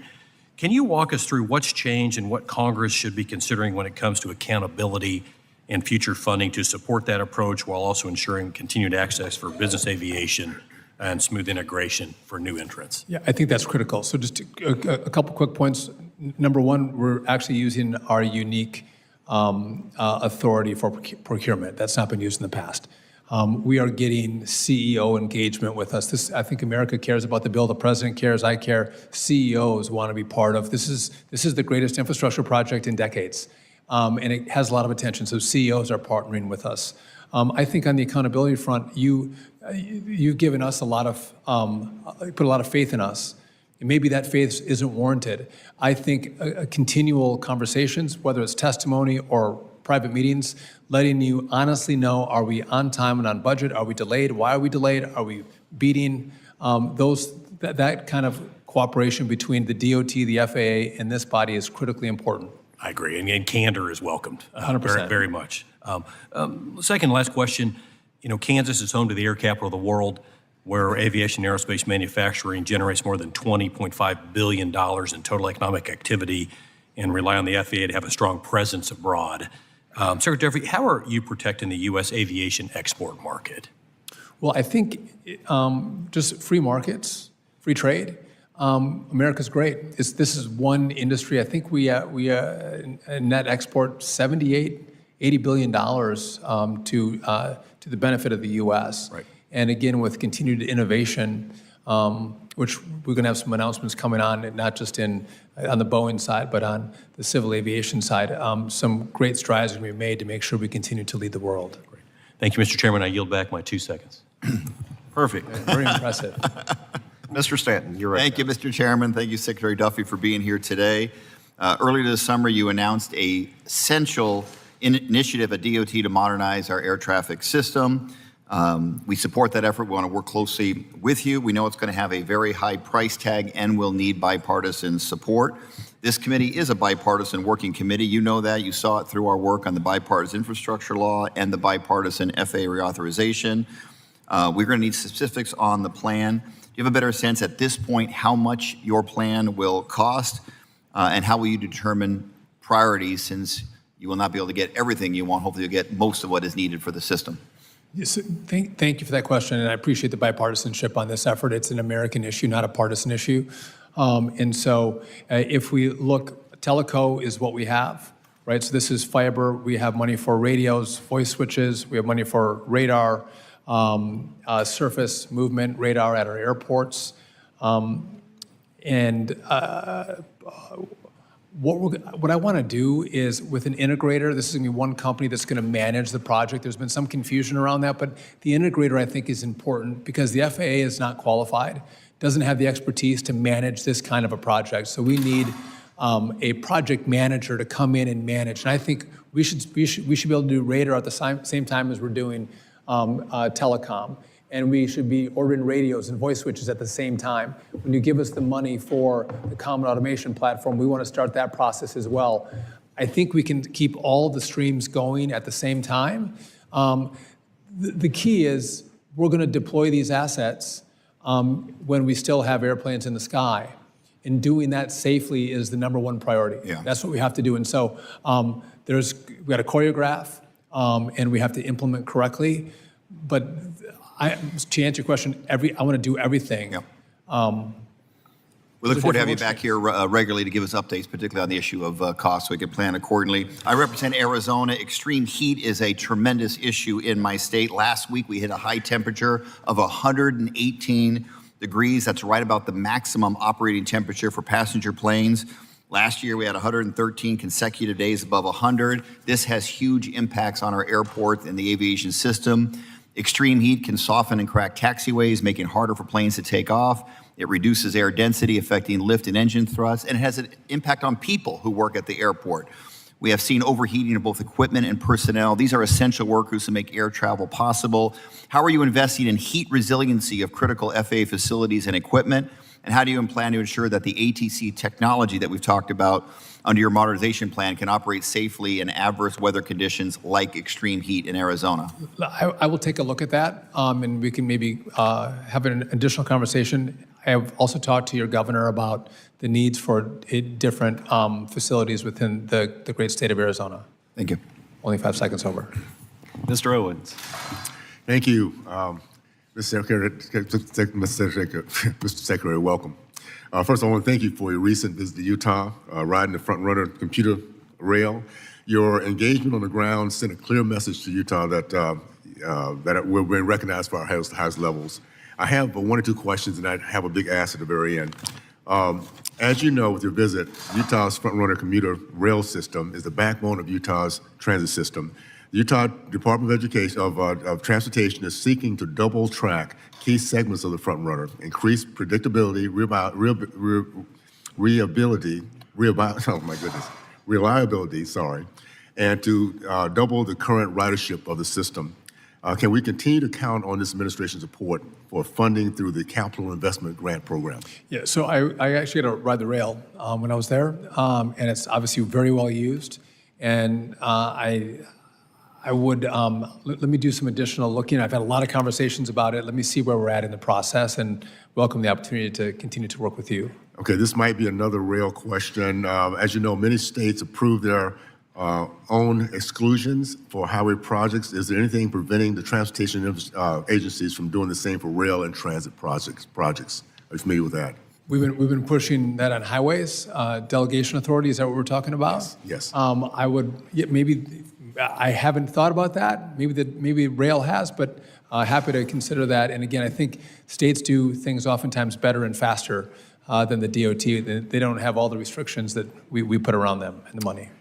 As you continue, this is my big ask. I'm going to do a little bragging on Utah because I think we could do some things in this arena. We are rated both number one state to live in, the number one state to live in, the best run state in the U.S.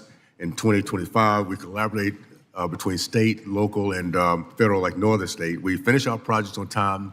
We do it under budget based on our Constitution. We have an inland port and one of the newest airports, which will make us the hub of the West. We love keeping our kids close. They're hard workers, and they are very language diverse because of the mission culture of our state. My big ask is as you look at innovation for infrastructure model, please look to Utah. What we can do here and the way we can get it done, the rest of the country can benefit in a big, big way. Test us, and we'll prove ourselves in a big way in that regard. I had a great meeting with your state DOT. Smart, good. You guys do infrastructure very, very well in Utah. I mentioned Texas is the leader on this delegation authority.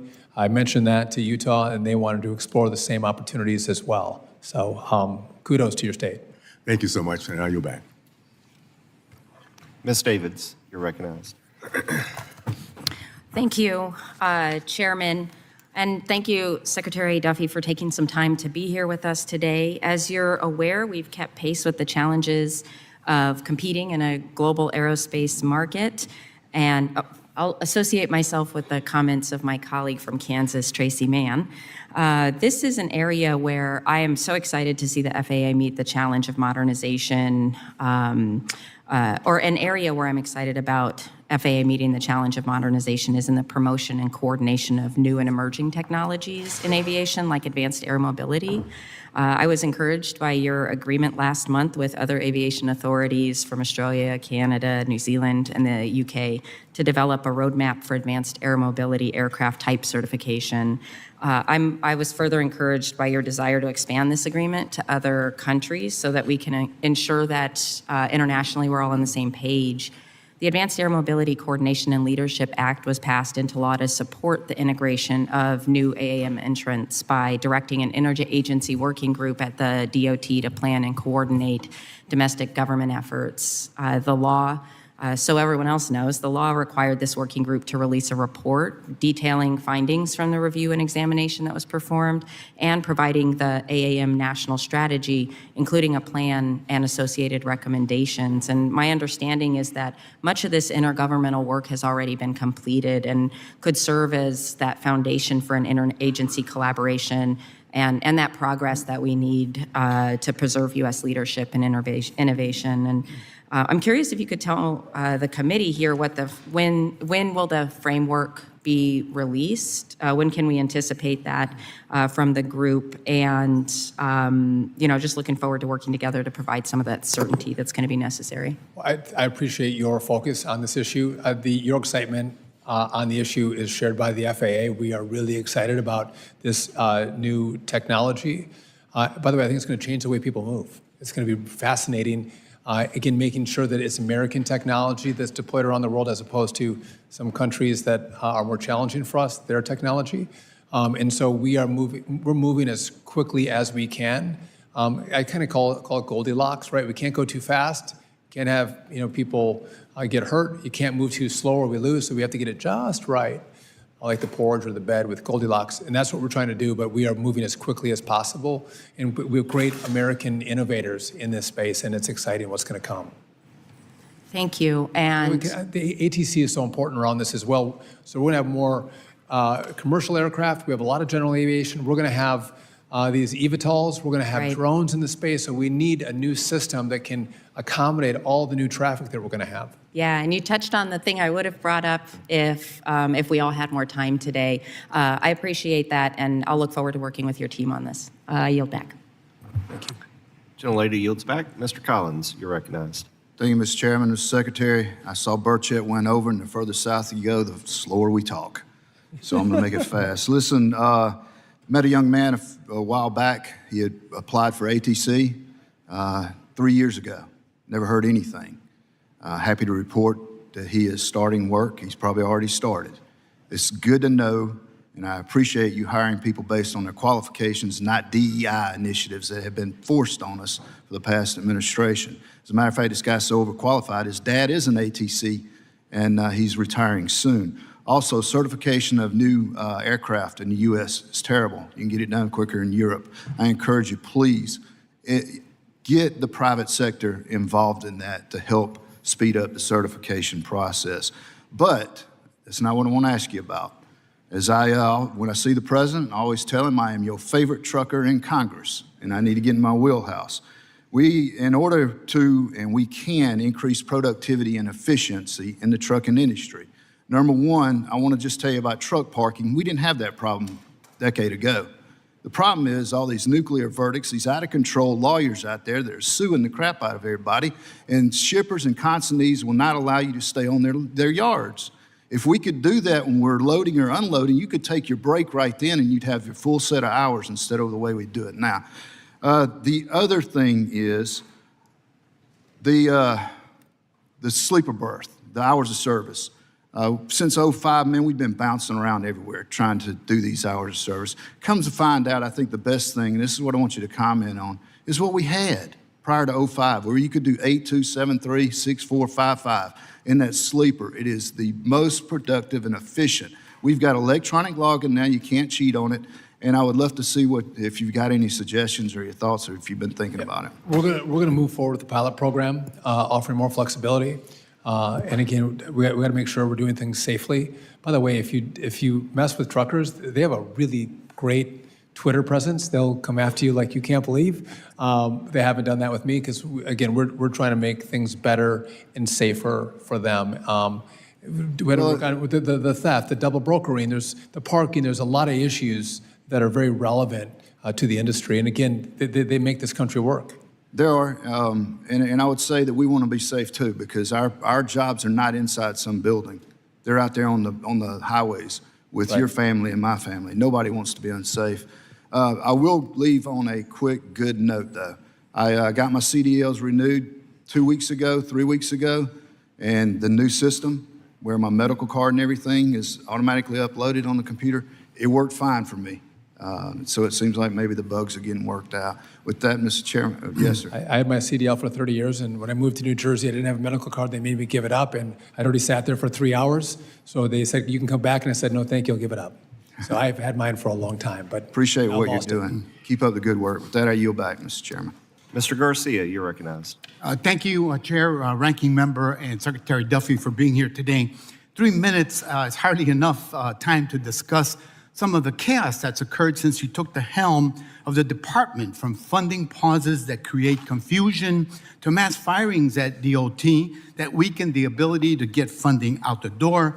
Your actions contradict your stated goal of promoting community safety across the country. For example, it's evident in your directive to the DOT to hold off on money to support local immigration cooperation. In what world does stopping the construction of a grade construction so kids don't have to crawl under idling trains make communities safer?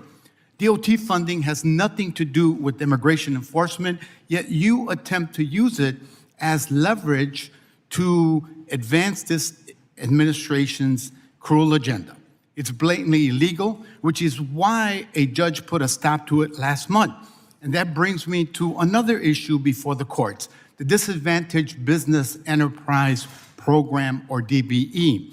Thanks again to the ranking member for allowing me to introduce into the record letters supporting the program from DBEs across the country. And I was gathering input in my district for surface transportation priorities. The message from groups was clear. The DBE program has helped level the playing field in a historically exclusionary sector, and its elimination would reimpose barriers for small businesses owned by minorities and women. And you want to make it even harder for them, Mr. Secretary? Your proposed budget zeroes out funding for the Small Business Transportation Resource Centers. These centers provide technical assistance and individual businesses advising at no cost to all small businesses in the transportation industry. In the Great Lakes region, the Illinois Hispanic Chamber of Commerce has provided over 700 small business owners from all backgrounds with help to bid on government contracts. Mr. Chair, I'd like to submit this letter from the Illinois Hispanic Chamber of Commerce for the record, describing the vital role of small business transportation resource centers. Mr. Secretary, this is what I do want to ask you. Why does your proposed 2026 budget aim to cancel programs that support small businesses? No, there's nothing to cancel small businesses, but we got away with race preferences a long time ago.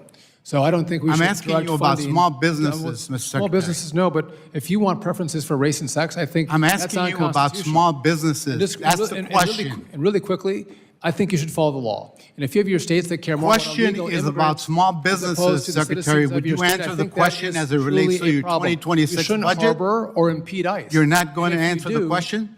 The gentleman's time has expired. Thank you, Mr. Chairman. Mr. Ezell. Thank you, Mr. Chairman. Thank you, Mr. Secretary, for being here today. Appreciate you very much. Just recently, just as of yesterday, we passed the Coast Guard Reauthorization Act of 2025. That's going to be a great win. Great for win. the Coast Guard. It's going to be a great win for the American shipbuilder, the maritime industry, and it's just going to do so many good things for the country, and I'm very proud to be a part of that. As you well know, the Department of Transportation is so critical in sustaining a strong American maritime industry, and a core component of that is supporting the Jones Act. You were very supportive of the Jones Act during your confirmation hearing, which I appreciated. It supports 650,000 jobs, $154 billion in economic output. And, would you agree, that would your support how crucial this is in advancing the President's shipbuilding and maritime agenda? It's critical. And by the way, wouldn't it be great if we didn't need the Jones Act? 'Cause we're building so many ships and we're so competitive and you have so many mariners. That'd be great, but this is important to preserving American shipping as we go through this process of revitalizing through the ships building EO, and I'll have some proposals for all of you on how we can fund it and get back in the game of control and owning our seas. Outstanding. Mr. Chairman, I want to submit a government accountability report for the record. Commercial Shipbuilding Maritime Administration needs to improve financial assistance program for the record, please. Without objection. The chairman was distracted. Okay. Mr. Rizzo. I want to submit this for the record, please. Maritime. Without objection. I get another 30 seconds, please. Thank you, Mr. Chairman. Mr. Secretary, this report is very concerning, specifically the section regarding the federal ship financing program. Only 2 loans have been guaranteed within the past 5 years under the Biden administration.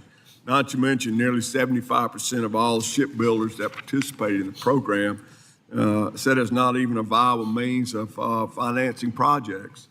Mr. Secretary, what is your team doing to examine the ineffective Biden financing programs such as the federal ship financing program? So this has been a focus of the department and again, a focus of the president. Again, through that coordination, through that planning of how we're going to need the help from Congress, we have put a significant effort. And again, we're not trying to slow walk shipbuilding in America, maybe like the last administration. We think it has to be supercharged.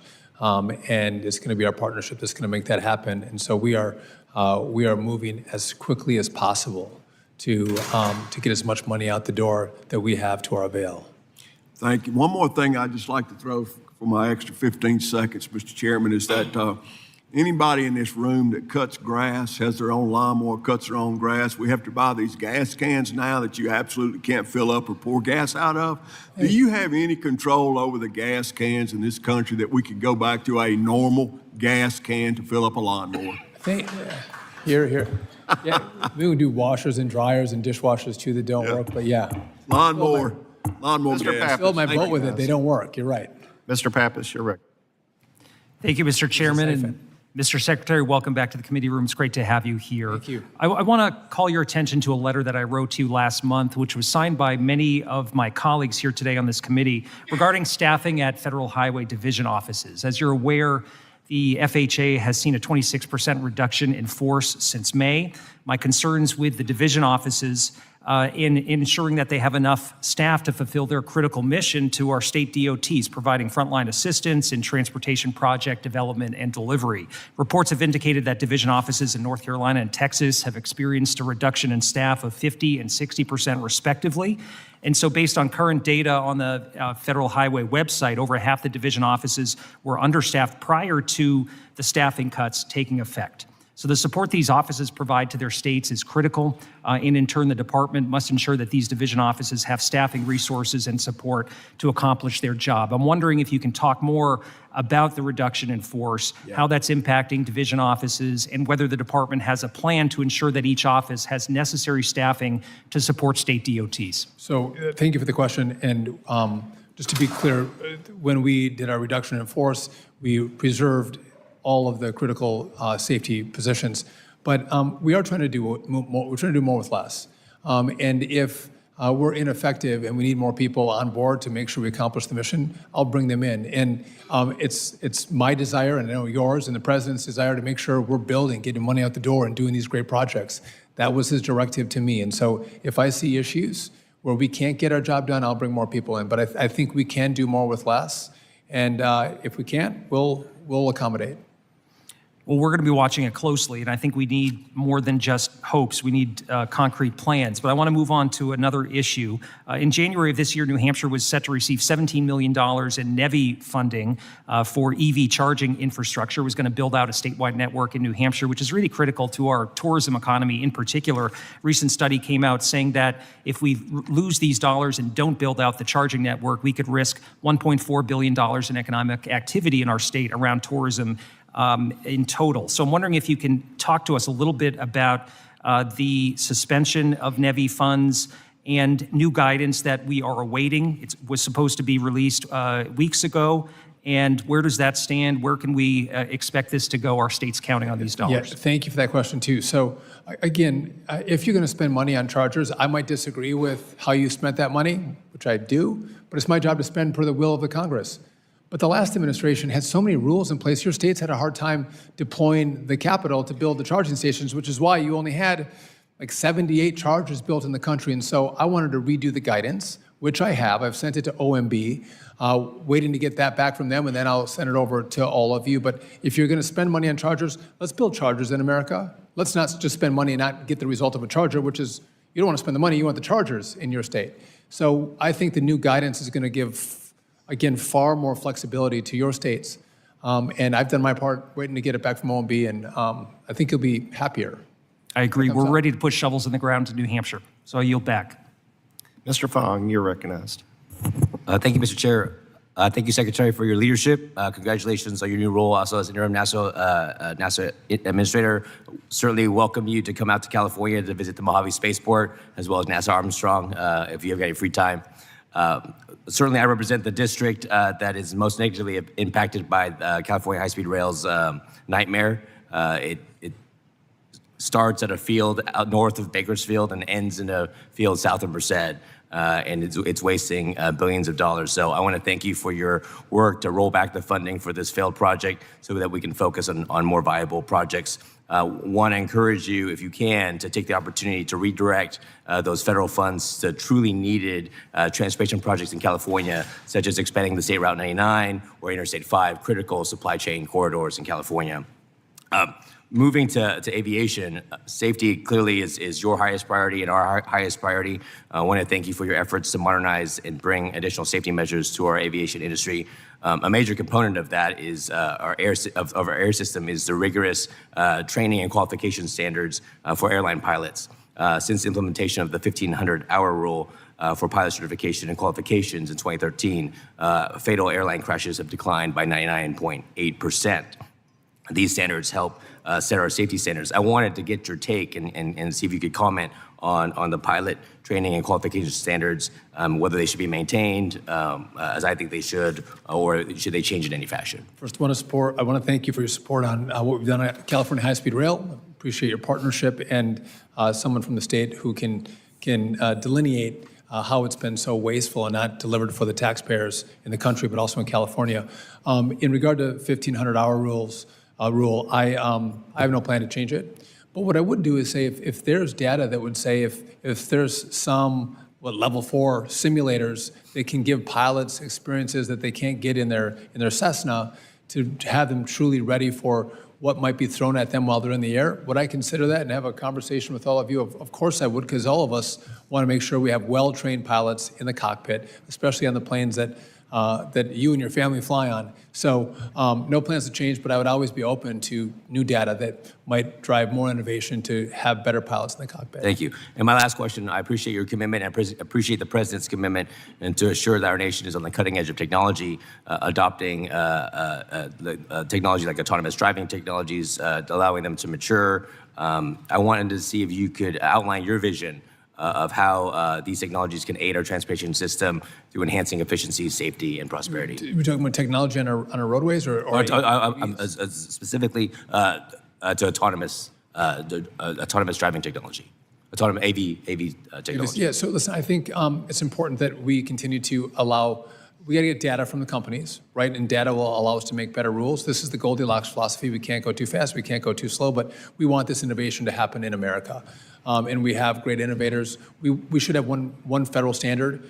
I think this patchwork of state by state is not going to work long term, so we're working with all of the manufacturers to develop a standard that's going to work and keep everybody safe. By the way, I think the 40,000 deaths we have a year, I think this is the real space that can drive down those deaths. The human eye, along with this technology, is going to save lives. Thank you. I have legislation on that. I look forward to working with you. I yield back. Mr. Moulton. Thank you, Mr. Chairman. So, Mr. Secretary, welcome back. Good to see you. You as well. Quick quote, these bullet trains, they're unbelievably fast, unbelievably comfortable. We don't have anything like that, anything close. It doesn't make any sense that we don't. Who's that from? I missed the first part of it. Is that me? President Trump. President Trump. Right. And so I appreciate So aligned with him. That could have been mine or his. I don't know. Could have been you. I appreciate your point that we need to make high-speed rail work, but you're not opposed to high-speed rail. Can you name a couple other first world countries that don't have or aren't building high-speed rail? It would be hard for me to name some. Literally, I thought of New Zealand. Morocco has it. Egypt is building it. I mean, it's crazy, right? So we got to make it work. Now, you believe in the free market, right? 100%. So shouldn't there be a level playing field between different modes? So like high-speed rail competes with airlines, competes with highways. Doesn't that make sense? Yeah, I have no objection to that. Because right now we just subsidize airports and highways. I mean, we're drastically raising billions and billions of dollars of additional subsidies for. We do subsidize rail as well. We do, but not nearly to the tune of airports and highways. And so my guess is that there's not some vast high-speed rail conspiracy that's infected every other country in the world and just hasn't come to America yet. So we got to figure out how to make this work. I would agree. And I think what we have to, a lot of it could be RFK Jr.'s vaccine strategy that's kept us high-speed rail free. I think I would welcome that conversation because I think there's a lot of rules and permits that are required that drive up the difficult cost in America versus elsewhere. But I'm open to, you give good money for us to invest in high-speed rail. I want to see a project that we can do it. I've been tentatively supportive of Brightline West, LA to Las Vegas. Want to see how they do. There was conversations about Dallas to Houston. We took out Amtrak, but maybe other providers will come in there. It'd be great if we could have it on the Northeast Corridor, but it's too windy, and if we could figure out a way to do that, that would be great. But let's figure it out. Well, let's work on it together. I very much but let's not spend money to not have a deliverable. Let's get a deliverable. No, I agree with you. Another quick quote. One entered the city like a god, one scuttles in now like a rat. Know where that comes from? I don't know. It's talking about Penn Station. I understand that you are on board with Americans having a station in New York that they can actually be proud of, like London St. Pancras or something. 100%. Another possibility is to do through running so trains don't come in from Long Island and turn around and back. All right, let's work on that because it will dramatically boost efficiency. Otherwise, why are we doing it, right? We might have a facade and a... Well, you got to get New Jersey people and New Long Island people to talk to each other. You might be better at that than I am. I don't know why you... But look, there's an opportunity for that. We're working on that. Great, thank you. And there's an opportunity for that in Boston as well, because you have North Station and South Station. They're a mile apart. They were supposed to be connected. The project was delayed originally by World War I. So we'd like to see Boston Crossrail going. It would connect the Northeast Corridor from Virginia to Maine. I haven't looked at that, but I will. Great. Thank you, Mr. Secretary. I appreciate it. I look forward to working with you. Let's work together on these issues. We will. Great. Thanks. Mr. Chairman, I yield back. Mr. Weed. Thank you, Mr. Chairman. Thank you, Secretary Duffy from the great state of Wisconsin. Some would say the greatest state. Exactly. Hey, for taking the time to appear here before this committee, I want to commend you on the department's work over the last several months to return the DOT to its core mission while prioritizing safety at the same time. I would also like to commend you and your staff's commitment to working through the existing backlog of discretionary grant programs. Since taking office, several groups from my constituency have approached my office looking for assistance relating to the grants that they were awarded, and I'm thankful that your department has been responsive and you provide regular updates on the review process, so I really appreciate that. Thank you. Secretary Duffy, as a former lumberjack and representative of Wisconsin's North Woods, like me, you have firsthand knowledge of the unique transportation challenges facing our timber industry. As you know, loaded logging trucks at the state legal weights are currently prohibited from traveling on interstate highways, forcing them to travel through small towns on two-way roads, passing schools, driveways, stoplights. The Safe Routes bill, which I am sponsoring, would fix this, allowing these overweight logging trucks to access the interstate system for short-haul trips from their source to processing facilities. Given your own background and experience with this topic, could you elaborate on the need for this legislation, and is there any way DOT could help us implement a fix for this? So I'm going to shamefully say that I was focused on that like you were when I was in Congress, and I should bring that attention back to the issue now at DOT and would welcome the chance to look at your bill and work together. But again, it's a huge issue for our loggers. Great, thank you. And by the safety of our communities as well. You're right. These big logging trucks are going through these small town stoplights, sidewalks right there, and I think it's a problem that has to be addressed. Great, and I think if Wisconsin thinks it's okay, I think we should be okay with it at the federal government level too. So you're probably right. All right. Last question. The Biden administration, of course, advanced an energy agenda that picked winners and losers and promoted technology that's not ready for prime time, and it disregarded consumer choice and really was a cost to taxpayers. Under the Biden administration, DOT prioritized investments in constructing these electric vehicle charging stations, though we know that those efforts were largely unsuccessful and produced a limited number of stations.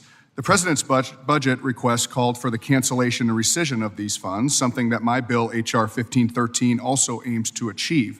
Mr. Secretary, can you explain why this funding was largely unsuccessful and why there does not need to be a standalone program for electric vehicle infrastructure? There were so many rules around how the money could be spent, and it polluted with ideas of the DEI and all the green work, which made it really challenging for states to build, which is why I only have 78 chargers in place. And so my commitment is I'm going to do what you say. I respect the body. I served in the body. I'm trying to redo the guidelines. So if you want to build, you can. But I am also supportive of being a good steward of the tax money, and I support the president's proposal to pull the cash. Great, thank you, Mr. Secretary. But until then, I'm going to execute per your will. Excellent, thank you. I yield back. Mr. Strickland. Thank you, Chairman. Secretary Duffy, it's good to have you here today, and I look forward to working with you. So a few things. I was glad to hear that you are in support of high-speed rail, and I think many of us share the idea that we have to invest wisely and make sure that we have a product that's going to deliver. So yes. The Cascadia Corridor in Washington State that hits Portland, Oregon, and Vancouver, BC. I look forward to working with you and your administration to get funding for that project. But I want to just really put a fine point on what my colleague asked about. So we know that after the tragic crash of Colgan Air Flight 3407, that there was a FAA rule for pilot training time for 1,500 hours. So to put a fine point on my question, will you commit to holding the FAA administrator accountable for enforcing this specific rule of 1,500 hours of training? Well, per my other answer, the answer is yes, and I think he was clear and consistent with my answer. If technology changes and there's ways that we can give some credit for simulator time, would I be open to that? Yes. Do I have a plan to do that? No. But you and I share the mission of we want pilots to be really well trained. Yes. And how do we do that? And 1,500-hour rule has been very effective. If technology comes into play that we could get data that shows they could be even better trained with some simulator time, I'm open to that. Okay, I think you would be too, but we care about the same thing. But we do have 1,500 hours of training as the baseline. 100%. But thank you. What do you get credit for? Could you get some more simulator training credit? Possibly, no plan, but I think that's a reasonable conversation as the technology and the simulators develop. All right, now I'm going to switch over to NASA, which you now oversee as acting administrator. So more than 80% of NASA's facilities are past their life, many dating back to the 1960s, if you can believe it. Aging infrastructure makes it harder to monitor the atmosphere, from tracking storms to managing air traffic. So can you speak specifically about your plan to address this aging infrastructure with projects by NASA, NOAA, and even the FAA, and how you think updating these systems can actually help the FAA maximize air travel efficiencies and safety? I think that would be premature for me. In practice, today will be my first full day at NASA, and I want to spend time with the staff and the team. But once I do that, I'm happy to have an additional conversation with you about that. And I didn't want to talk about that role. I wanted to talk about the DOT role, but in my other capacity, I'm happy to have a conversation and pick your brain on what you think we should do. All right, thank you. I yield back. Mr. Shreve, you're recognized. Thank you, Mr. Chairman. Secretary Duffy, thank you for being with us. I represent Central and Eastern Indiana, and I was very happy to see Brian Bedford confirmed as our next FAA administrator. He did a standout job at Republic Airways, which is based in my hometown of Indianapolis, and he'll bring a lot of talent to an organization that will much benefit from that. So appreciate that. I spent some time in April at Indy Center, opportunity to see the back end of our air traffic control system as we move a lot of freight and passengers through the skies, and was made keenly aware of the human capital constraints that we've got. Your focus is on rebuilding that hard infrastructure, but I know you're giving a whole lot of thought to that human infrastructure as we build out this economy.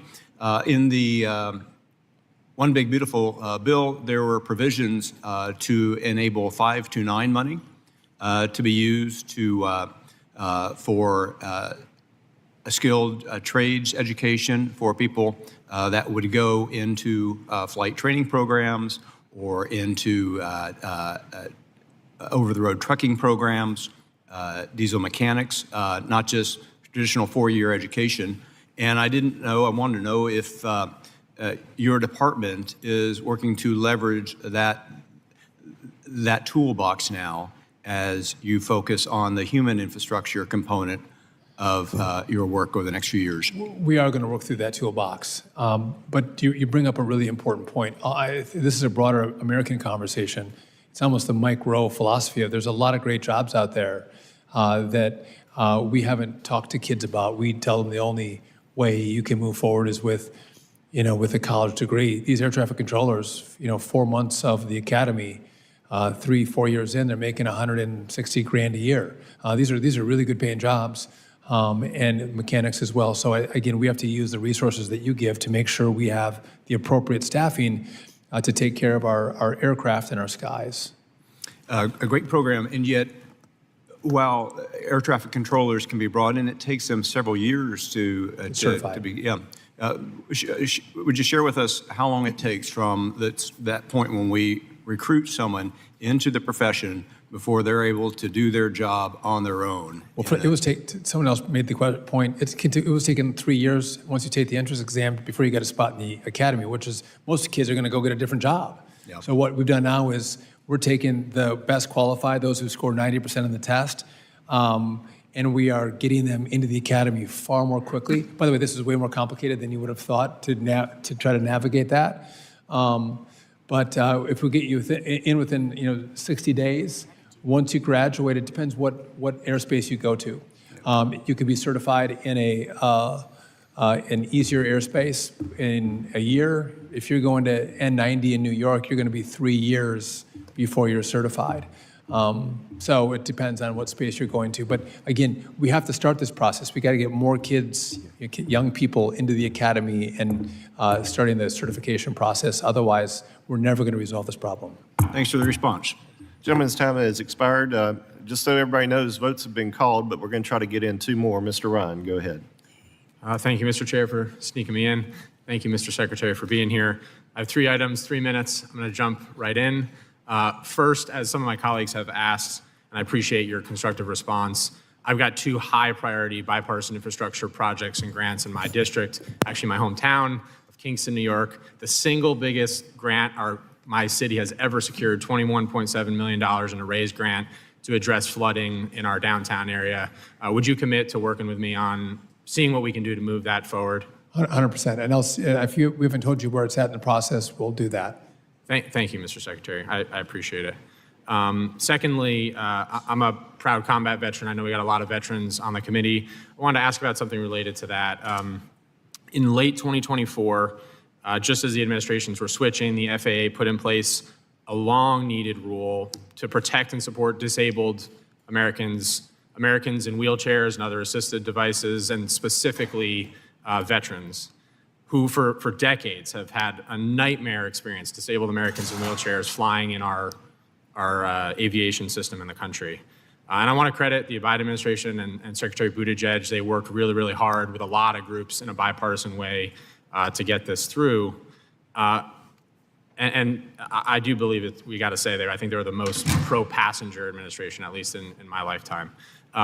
Almost immediately, though, your DOT has not once but twice stopped enforcement of that rule. And it's really concerning. I mean, the paralyzed veterans of America who worked really, really hard to advance this had now, and celebrated, have had to get involved again. They've now intervened in a lawsuit, which is all our big airlines trying to roll back the rule, and paralyzed veterans have been engaged. And even the National Council on Disability, which is an independent, bipartisan federal agency that advises Congress and the president, has sent you a letter just last month urging you, at least while this plays out, to enforce the rule. So why are we not enforcing this on behalf of our disabled veterans, Mr. Secretary? I can give you a fuller answer later, but again, this is being... Just in the interest of time, would you please look at it, Mr. Secretary? I will. By the way, I have a daughter with Down syndrome who is disabled. I understand and fully support our disabled community, and I support our veterans. But I'll take a look at it, and we can talk later on this issue. I appreciate it. I only have a few seconds, a little bit off topic, but clearly given your new promotion, additional portfolio at NASA, you're a trusted member of the president's cabinet, you have his trust. Will you commit and this has been asked of me by a lot of my constituents, will you commit at the next cabinet meeting to a fulsome conversation in front of the American people on the release of the Epstein files? Listen, yes or no, please, Mr. Well, Secretary. I guess I don't know. I don't know all the data on it. I would just do a I'm not trying to dodge you. If I was at FBI or DOJ and I knew more, I know some of the background on why some has not been released, but I got to leave that to Pam Bondi and Kash Patel. You wouldn't just open up to a conversation, Mr. Secretary? Well, I guess and say that the American people who've been promised this deserve transparency? I don't have. Listen, I agree with transparency, but I think it's also important to know if there's child videos in there, do I want that released? Full transparency? No, I don't. I want to protect those kids. Or if there is, if you flew with Epstein to Epstein Island and then... I certainly did not. And then you flew on to get on a boat to sail in the Bahamas, should I make by accusation the fact that you were just on the plane? I think we got to be smart about how we do it, what's going to be released, but I do believe in transparency. I just have to tell you the number of calls I've gotten in my colleagues in a bipartisan way calling for transparency from an administration that promised this. I just urge you to consider it, Mr. Secretary. I agree with transparency, and I do. Gentleman's time I has believe expired. in Pam Bondi, Kash Patel, and Dan Bongino. Again, I think the right has probably been more vocal than the left on this issue, maybe equally. It's my constituents. It's not any left or right. I know, I hear you. I know. Gentleman's time has expired. Mr. Taylor, you're recognized. It's out of my space. Thank you, Chairman, and thank you, Secretary, for being here today and for sharing with us. And thank you for your volume and quality of work you've done to this point. I know you've been handed a lot. You've done a wonderful job. I'm thrilled to see under the Trump administration and also under your leadership a return to big, beautiful infrastructure projects that support economic growth and rural connectivity. The Ohio Department of Transportation has recently begun planning for a future interstate designation called I-73 in Southern Ohio that would go directly through the Appalachian district that I represent. An interstate through Southern Ohio would not just help connect rural communities to the modern economy, but would enhance our national security because of multiple key facilities and defense-related companies along the route. While this process is in the early stages of development, I want to ensure that the Ohio Department of Transportation has all the tools and resources it needs. How can the Department of Transportation assist states such as Ohio in planning and constructing major infrastructure projects like this future interstate to spur the continued growth of our nation, especially in historically underserved areas like mine? Yeah, that's a really good point. And I think it's our request for information and data and your state's willingness to give that data to make sure we can see the priority of serving your community. And I would agree with you. We have too many communities that don't have adequate infrastructure, and most of them are oftentimes rural. So I would be happy to have an additional conversation on that project with you, and we can talk more.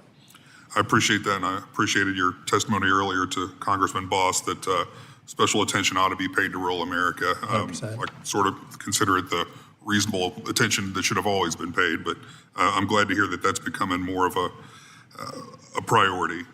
In April, President Trump signed an executive order entitled Enforcing Common Sense Rules of the Road for America's Truck Drivers, requiring all CDL holders to be proficient in English. It should be common sense, but President Trump is correct. I was proud to introduce Connor's Law shortly after to codify that executive order into law. And just recently, the Department of Transportation announced guidelines to ensure that all CDL holders comply with President Trump's executive order.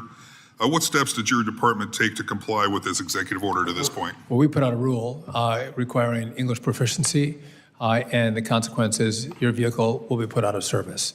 And that has been a great impetus for drivers to learn the language or don't get behind the wheel.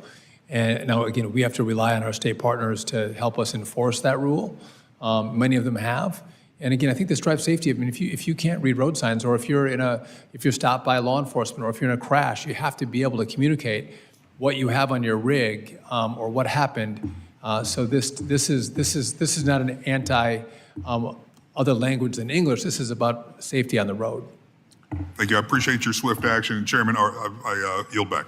Thank you. Ms. Sykes, and this will be our last one before we recess for vote. Thank you very much, and we couldn't have a double back-to-back Ohio. It just wouldn't be right if we didn't do it that way. So thank you so much for saying. I'll get right to it and talk about rail safety, Mr. Secretary. You visited East Palestine earlier this year during the second anniversary, and you put out a statement and you said, quote, in partnership with the Trump-Vance administration and Congress, U.S. DOT will work to advance rail safety. As President Trump has pledged, we will ensure the people of East Palestine are not forgotten, and we will use every resource to prevent other communities from enduring what they experience. I just heard my colleague from Southeast Ohio say you were planning to pay more attention to rural communities. I do not represent East Palestine, but they do feel forgotten because there has not been any rail safety. I recognize that you appreciate the separation of powers. Thank you for that, as you shared with my colleague from Nevada. But resources aren't just money, sometimes it's influence. And so I'm asking, based on the statement that you made in February, what resources, including your influence, have you invoked to Congress, with Congress, in order to ensure that people are not forgotten, because the people in East Palestine are asking for rail safety legislation? Yeah, and I've worked well with the Vice President, former Senator from Ohio, who has thought about this extensively. Obviously, it was one of his communities.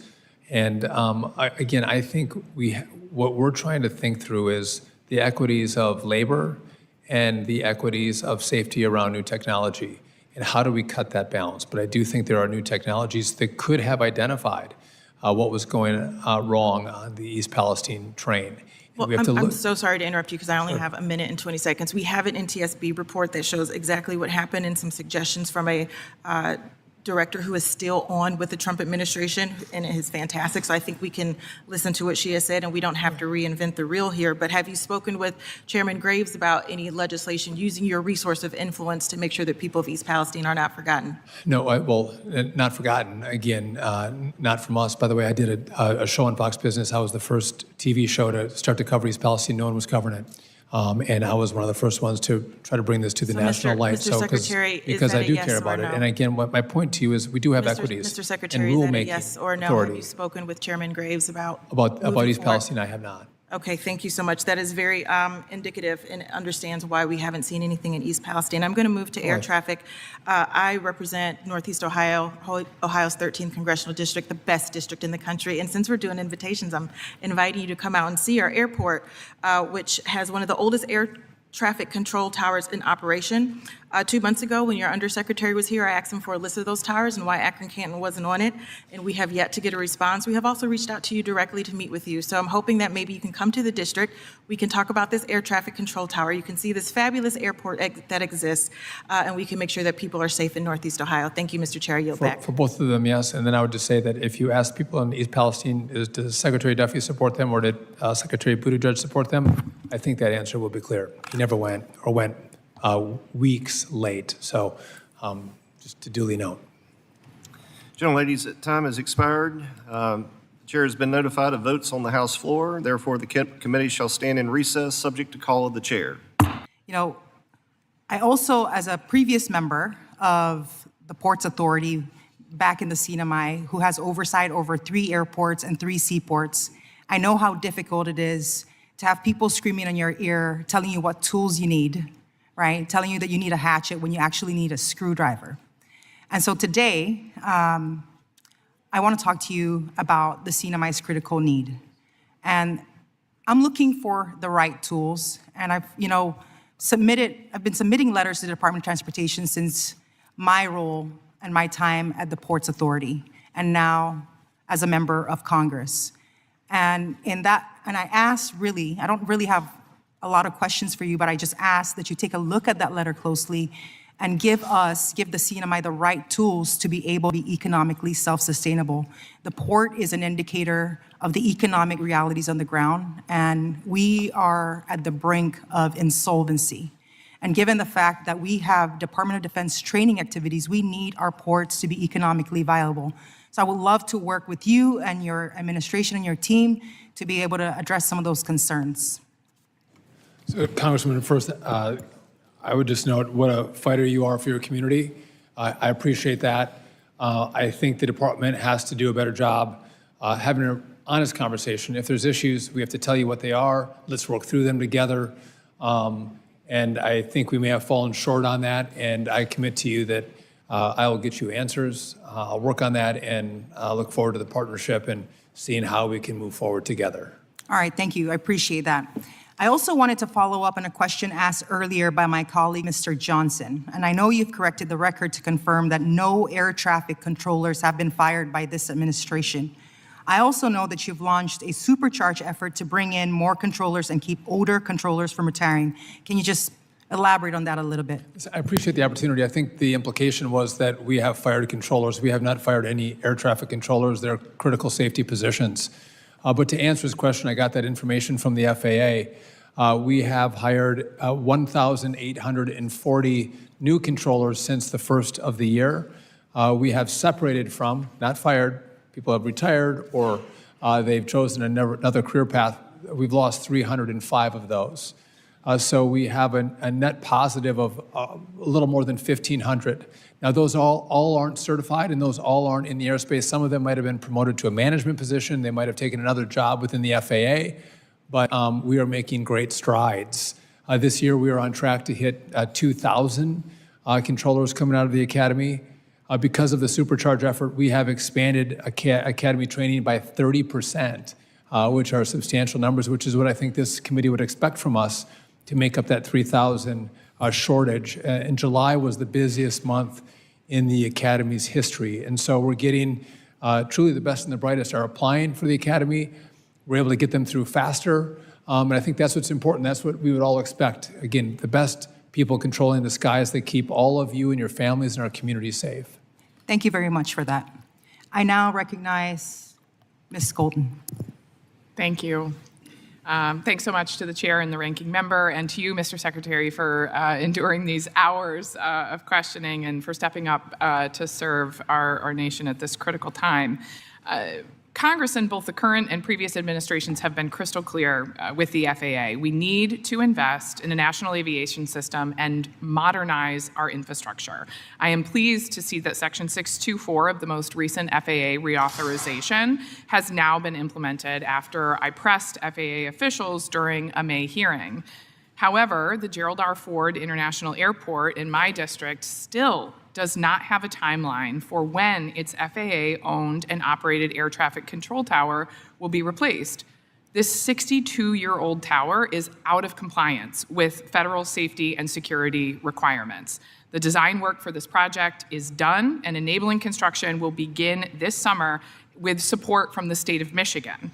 But our community needs federal dollars and federal approval because it is an FAA-owned tower. The previous FAA administrator has assured me that GRR's modernization project was the #2 priority on the FAA's list.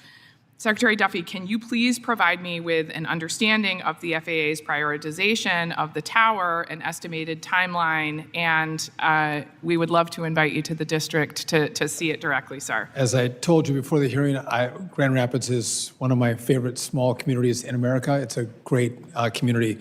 I don't have that information for you right now on the priority list, but I will definitely follow up with you. Again, we talk about the infrastructure of air traffic control, but you make a really good point. We have really old structures across the country, and you would probably join a lot of members in this committee talking about your towers or your TRACONs and how old they are. And that's gonna take money and more money to help everybody out, but we should have an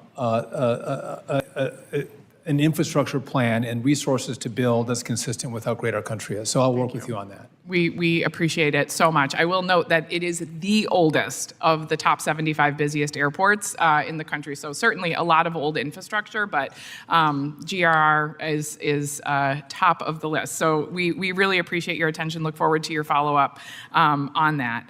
I want to say one thing that the President and I have in common is a shared goal to bring back our supply chains and bolster domestic manufacturing. My district is home to a plant for the only domestic supplier of specific yellow pigments used for road markings. Unfortunately, an estimated 96% of these pigments used on American roads are sourced from foreign manufacturers, including China, enabling our taxpayer dollars to leave the U.S. That's why I introduced the bipartisan Paving Our Way for American Industry Act, which will ensure that these critical pigments would qualify as a constructed material under the Build America provision. Secretary Duffy, can you speak to how the committee can work with the department to uplift domestic manufacturers? And I recognize I am a bit over my time, sir, so if you want to address briefly.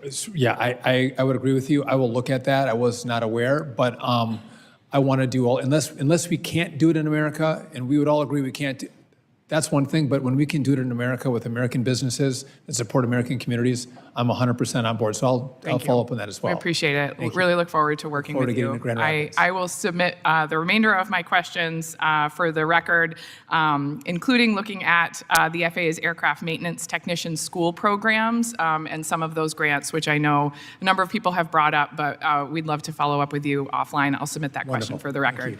Thank you. Appreciate the time. We'll yield back. I now recognize Representative McDowell. Thank you, Madam Chair. Mr. Secretary, I only have 3 minutes, which is not nearly enough to highlight the historic progress that this administration has made since President Trump took office. So I'll keep it brief. But since January, this administration has tackled challenges and inefficiencies in our nation's transportation system head on. And that's from improving safety in our national airspace system to course-correcting President Biden's, his administration's wasteful green energy spending initiatives. And you have shown time and time again, this administration has shown time and time again that it's focused on American safety and security above all else. And that's why it's so disappointing to hear my Democrat colleagues in this hearing today have been focused on paintings hung in your building and racist roads. Mr. Secretary, you commented earlier on this during Mr. Garamendi's time, and I'd like to give you the chance to expand on your thoughts, but do you think that spending money to extend the previous administration's racial equity pet programs is a distraction from the department's core mission? I think the core mission is safety, and kind of just as a history lesson, in 2009 or 10, the Congress, under Barack Obama's leadership, spent $800 billion in infrastructure, a stimulus bill. And then we spent another, $1.3 billion or $1.3 trillion in the last Congress. That's over $2 trillion. And I think we look around our communities and say, where's all the infrastructure? Where's the build? And I think it's because money hasn't been used wisely, to your point. I would agree. And I'm committed to making sure we spend money well so taxpayers can see the benefit of the money that's going into their infrastructure. Yes, sir. I agree, and I appreciate your commitment to that.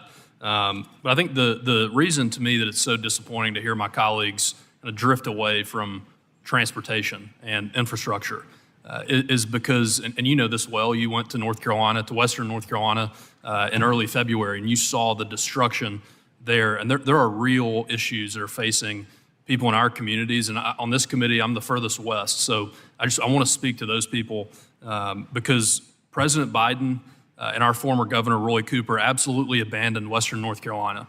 And I'm so grateful for this administration for what they've done on day one. They were in Western North Carolina. As soon as you were confirmed in the Senate, you were in Western North Carolina. And there are roads and there are bridges that need to be rebuilt. And I just want to know what the department's, how committed are you all to making sure that Western North Carolina and places like Texas that have just experienced flooding are rebuilt in a smart way? So North Carolina, I think I-40, critical artery. We worked throughout government to make sure we can get rock that was closer to the roadway, cutting off months of the rebuild, bringing down the cost. But again, I think sometimes when we come from rural communities, people are forgotten. And I think to that point, Western North Carolina was, I think, arguably forgotten. President Trump, I'm not going to forget Western North Carolina. We are not going to forget Texas. We're already providing technical assistance to Texas, and with all of your help, we're going to provide resources to Texas in regard to their infrastructure that was destroyed by the flooding. Well, thank you, Mr. Secretary. I yield back. Thank you. I now recognize Representative Fushi. Thank you, and thank you, Secretary Duffy, for being here with us today. And thank you for what you just said about North Carolina, and I promise you I will not drift away from infrastructure. I want to start by saying I appreciate you and your team's commitment to reviewing the backlog of DOT grants and your success in releasing so many to the obligation phase. The North Carolina Department of Transportation has 2 major grants not yet obligated for the S-Line corridor that runs north from Raleigh to the Virginia state line. I'm pleased to share that the department has signed a purchase agreement with the host railroad and others to secure the corridor and is now in the due diligence phase with the planned closing in late fall. To remain on this closing timeline and to stay true to the timeline of opening the first segment of the S-Line to passenger service between Raleigh and Wake Forest, we need to proceed to obligation with the Chrissy grant awarded to DOT in 2021 and the federal state partnership grant awarded in 2023. Can you shed any light on when those 2 critical grants for North Carolina will be obligated? I know that we're working on that. I've had a brief on that, how important it is to North Carolina. And so specifics on timelines, on priorities of grants, I can get back to you on where we're at on the list. But you're not the only one who's reached out. I know it's important, but to a lot of people. Thank you for that. And as the committee begins to craft its surface transportation reauthorization bill, we've heard from a large number of stakeholders about the importance of multi-year funding certainty to successfully plan and execute transportation projects. In North Carolina, for instance, the certainty provided in the IIJA has delivered billions in infrastructure projects, including the S-Line project previously mentioned. Do you support Congress passing a multi-year surface transportation bill to build more highway, bridge, transit, and rail infrastructure projects? I do, and I think certainty matters in a multi-year bill. It helps accomplish that. Thank you for that. And finally, over the past few months, my staff and I have led numerous meetings with air traffic controllers from my home state. These conversations have only served to confirm what we all know to be true, that the FAA is facing a dire shortage of air traffic controllers. I'm glad to hear that there are more on the way.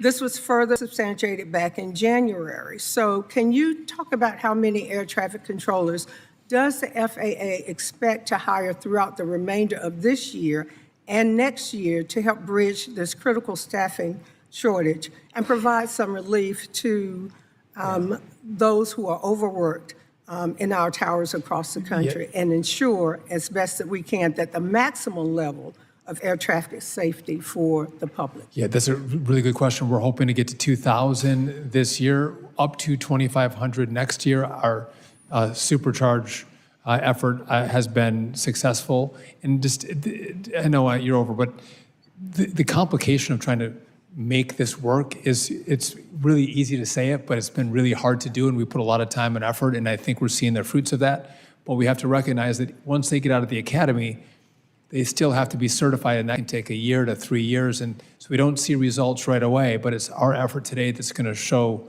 real benefits in the years to come. Thank you, Mr. Secretary. I yield. Thank you. Mr. Hurd, you're recognized for 3 minutes. Thank you, Mr. Chairman. Secretary Duffy, welcome. Thanks for the great work that you and the Department of Transportation are doing when it comes to hard infrastructure, when it comes to removing the red tape that prevents us from building quickly and effectively.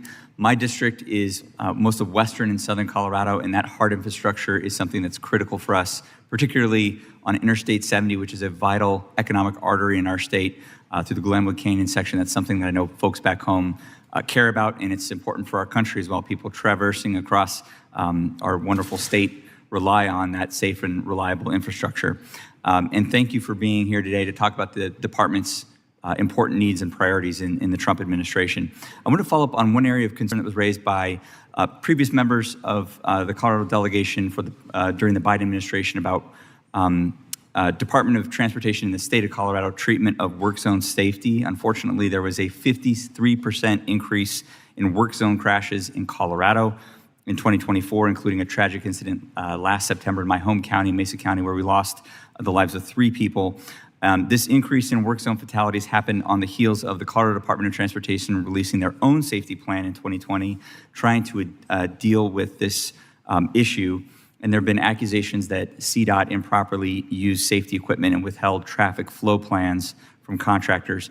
Secretary Duffy, I really appreciate the work you've been doing to highlight the importance of roadway and work zone safety, particularly through the National Work Zone Awareness Week campaign and the department's Safe Roads initiative. Are you aware of any oversight work that's been done in the past few years to ensure state departments of transportation are adequately following work zone safety regulations?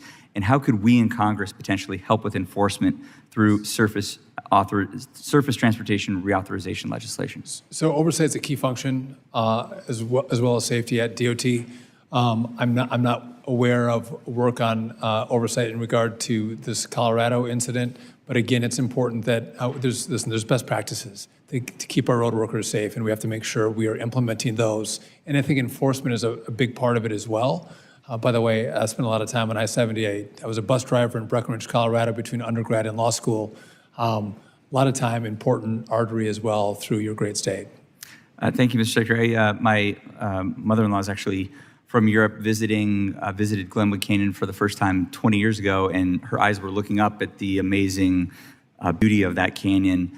When she came back 20 years later, she was looking down at the road wondering what had happened to the infrastructure there in that part of our state. So that's a perfect example of the importance of prioritizing those wonderful arterial critical pathways that we have in our country. Absolutely. So, thank you very much, Mr. Secretary. With that, I will yield the remainder of my time back. Thank you, Mr. Chairman. Thank you.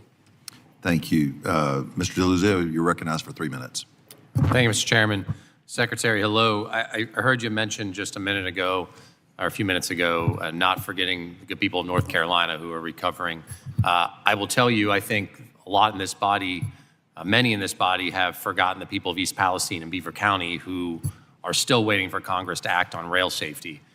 President Trump then as a candidate came to East Palestine and told folks there, you're not forgotten in 2023.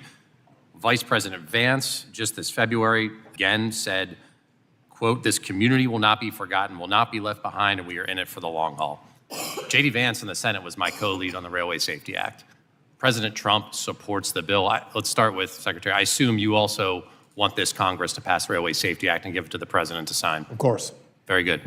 We should do that. I would urge you to use every tool you have in the Transportation Department to encourage my colleagues here to pass the bill and get it to the President's desk. It's got support on both sides of the aisle. We should pass it. So I hope you'll work with us to do that. It's nice to see a bipartisan, bicameral effort, so well done. We don't have many of those. No. Shifting gears with the little time I have to aviation and a maintenance issue. I represent Pittsburgh International Airport. It's American Airlines' second largest maintenance base. Lots of good jobs there. Those are people working hard, taking care of our aircraft. There's an outsourcing problem, though. There are facilities in places like El Salvador, Mexico, and China where they are undercutting American jobs. The airlines are shifting that maintenance work, and they are not required to have their workers meet the same standards as American workers. Your department, I think, can fix this. There's a rule the FAA could issue to require the same kinds of certifications and testing. What's the holdup? Will you commit to getting this thing done so we can stop this outsourcing? Well, no holdup. I'll take, it's an issue that we have discussed at DOT and with the FAA. We have had a lot on our plate, but we can walk and chew gum at the same time. I'll take a second look at where we're at, and we can have a conversation about it. Thank you. I think this is a no-brainer for good, solid jobs. And again, I don't think anybody in here wants to see quality work. Powerful corporations outsourcing maintenance jobs that we can be doing in the United States, my district or otherwise. So thank you for your efforts on that. Mr. Chairman, I'll yield back. Thank you. Thank you. I'm going to recognize myself for 3 minutes. Secretary, thank you for joining us. I know it's been a marathon, you sitting in that desk. Appreciate your sacrifice. I'm going to lead you a little bit, if you don't mind. Okay. It's going to be specific to air traffic controllers. We're talking about a profession that is working with a technology that is decades old. And only just because I had a little bit of my own taste of this, when trying to transition a workforce into a newer technology, sometimes employees don't like letting go of Windows 95. And so I know there's going to be some challenges, some emotions, some hurdles. In a perfect world, how do you see the dollars, the seed money that we're providing being implemented under your leadership with air traffic control? And then if there's going to be a second phase and third phase, what would you hope that Congress would be willing to do? So thank you for that question. NATCA has been supportive of our effort. We're going to have to train the controllers up on the new system when we have it. It's ready to deploy. But we're dealing with, in the $12.5 billion hard infrastructure, again, the telecom, which we saw was failing in Newark, and we see blips throughout the system around the country, not as big as Newark, but we're using copper. So that's going to transition radios, voice switches, new radar. That's the hard infrastructure. But when you think of a brand new air traffic control system, it really is this common automation platform. We're not going to be able to take something off the shelf. We have a very unique airspace. So it's going to take time to develop that. We need the resources to start that process. That is probably the longest process for us, but for building towers and new TRACONs and centers. But once we have that, we need to have these air traffic controllers in place, because as some are controlling the airspace, others have to be trained up on the new system. And so there is some complication as we do that. And then the switchover and how we do that is going to be incredibly important. But we have to get that new system ready to deploy. And that there's companies around the world, there's great companies in America. We have to find the best that's going to fit our airspace, and then test it, and then have it ready for deployment. That's going to be about $6 billion for that portion of it. A lot of the other money is going to come in the form of infrastructure around the towers, the centers, and the TRACONs. We also want a flow management system, so we can better manage. When you leave the gate, you're going to take off and you're going to fly and you're going to land. Like a flow management system is going to be way better for efficiency in the airspace. And if you care about the green part of America, we use less fuel by this flow management system. A lot of tools that we still have to get from all of you. Thank you for your leadership on that. Thank you. Next we have Ms. Pelt. You're recognized for 3 minutes. Thank you, Secretary. Thank you, Mr. Chairman. As one of the two committee members from the great state of New Jersey, fixing the chaos at Newark Airport has been one of my top priorities. I agree with you, Mr. Secretary, that major investments are needed to bring our air traffic control system up to date. And I've called for at least a $2 billion in emergency FAA funding to upgrade the technology and equipment. We must resolve the delays and the cancellations at Newark Airport. At the same time, we need to prevent the huge technology failures there from happening right at this very moment, as they are happening everywhere elsewhere.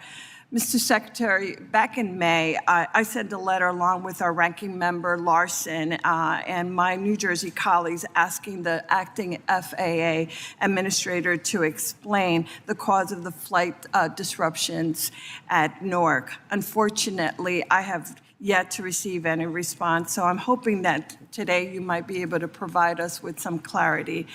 Secretary Duffy, you recently announced that you've replaced the outdated copper connections at Newark Airport. How will you ensure that this prevents the new wire-related issues similar to what happened in Newark earlier this year? So I can answer the question for you here. Thank you. The last administration moved the TRACON from N90 that was controlling Newark, they moved it to Philadelphia. Yes. They didn't test the lines, right? The new line should have been put in before that move was made. They didn't do it. They were seeing problems with that line in the last administration. We saw it, you saw it all too well with the cancellations and delays in Newark in late April and May. We worked with our corporate partners. That line was laid by Verizon in 1 month. Yeah. And that went from Philly, by the way, Philly, TRACON controls Newark, to N90 in New York, right? That was the problematic line. That's been laid, it's been tested, it's been activated. We are in the process of running the line now from N90 to Newark. Yeah.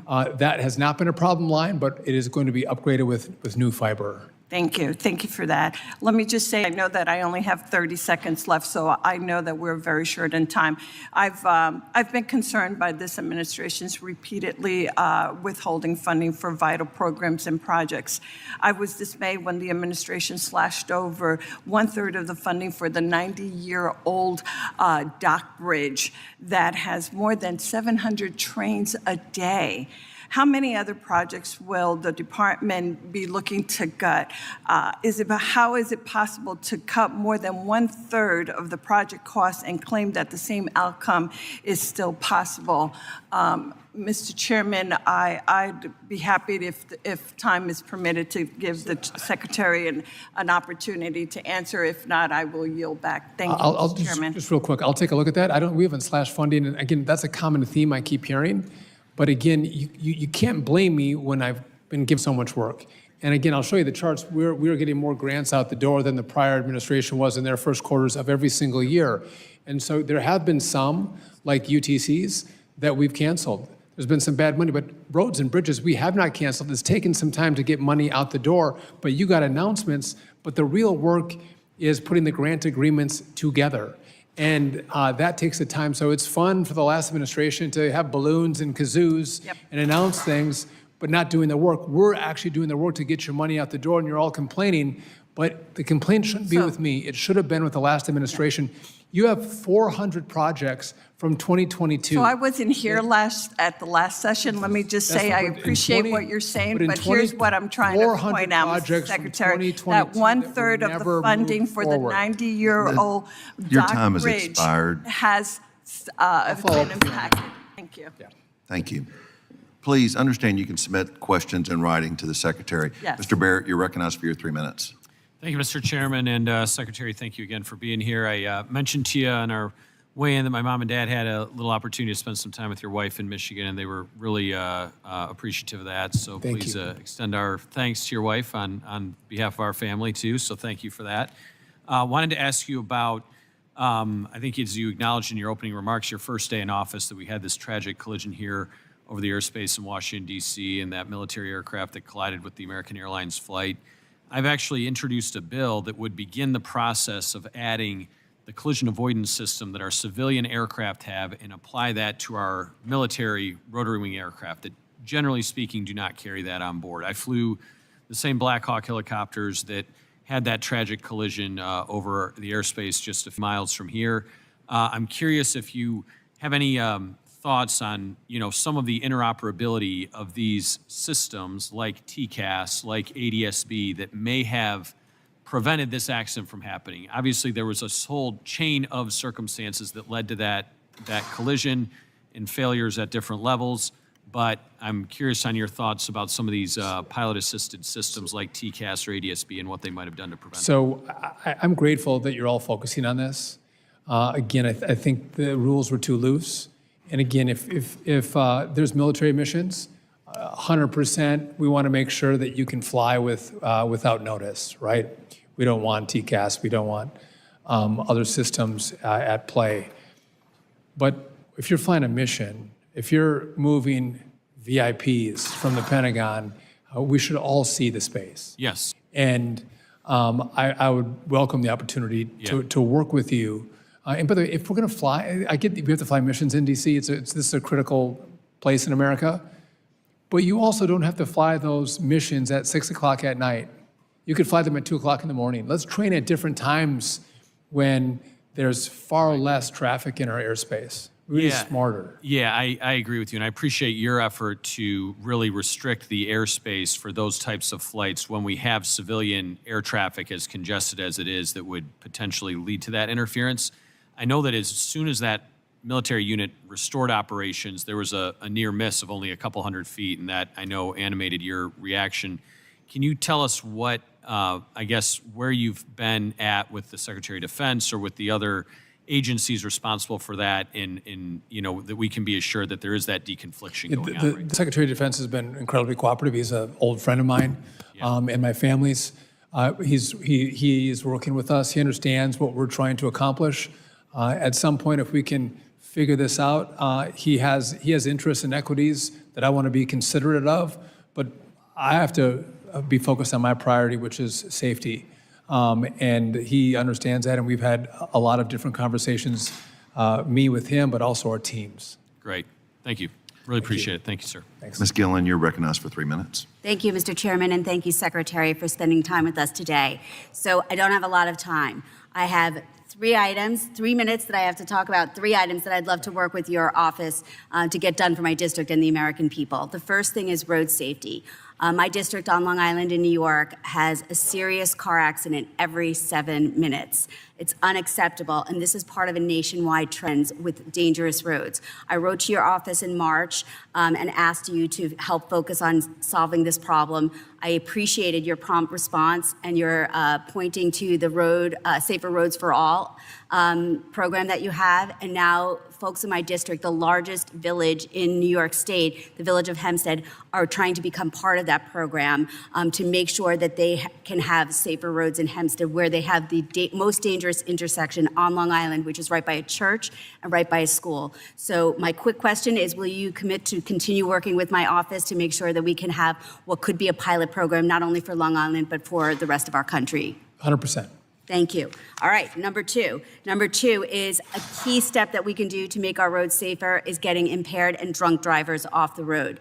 In 2021, Congress passed the Halt Drunk Driving Law, which was a bipartisan piece of legislation requiring all new vehicles to be equipped with advanced anti-drunk driving technology that could save almost 10,000 lives a year. However, the prior administration failed to implement the law, and the National Highway Traffic Safety Association still has not issued the critical rule in more than 4 years since the bill has passed. I believe together we can all save lives that should not be wasted and not be lost for senseless drunk driving accidents. Will your office work with this body and my office to make sure that we start to implement that law? Yeah, and I had a lot of conversations with Senator Ben Ray Lujan, who's been a leader in this as well.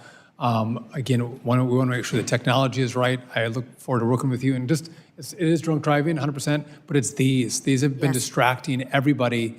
And it's almost like drunk driving because people aren't paying attention, and it's becoming a huge issue.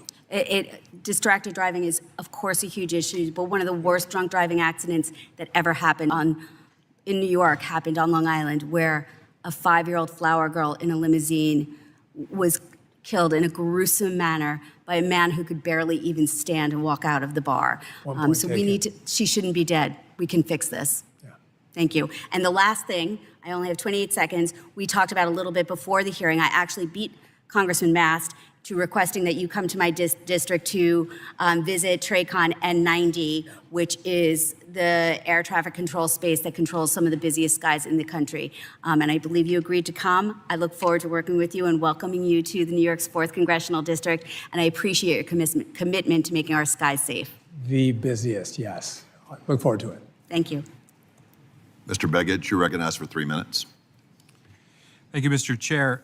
Secretary Duffy, in 2021, the FAA issued the FAA Alaska Aviation Safety Initiative, or FASI, final report to ensure the FAA is engaging with Alaskan stakeholders and ultimately addressing the state's safety needs, including those around outdated and altogether absent critical infrastructure. In last year's FAA reauthorization bill, Congress bolstered FASI and renamed it after the late Don Young, whose portrait hangs on these walls. The point remains that the FAA needs to maintain and enhance their efforts to increase aviation safety in my state. I was very pleased when earlier this year, you and the FAA announced a $25 million investment in this initiative. On top of the $25 million, this majority allocated even more funding for essential safety equipment through the One Big Beautiful Bill, including another $40 million for the Don Young Alaska Aviation Safety Initiative and $80 million for the weather system improvements.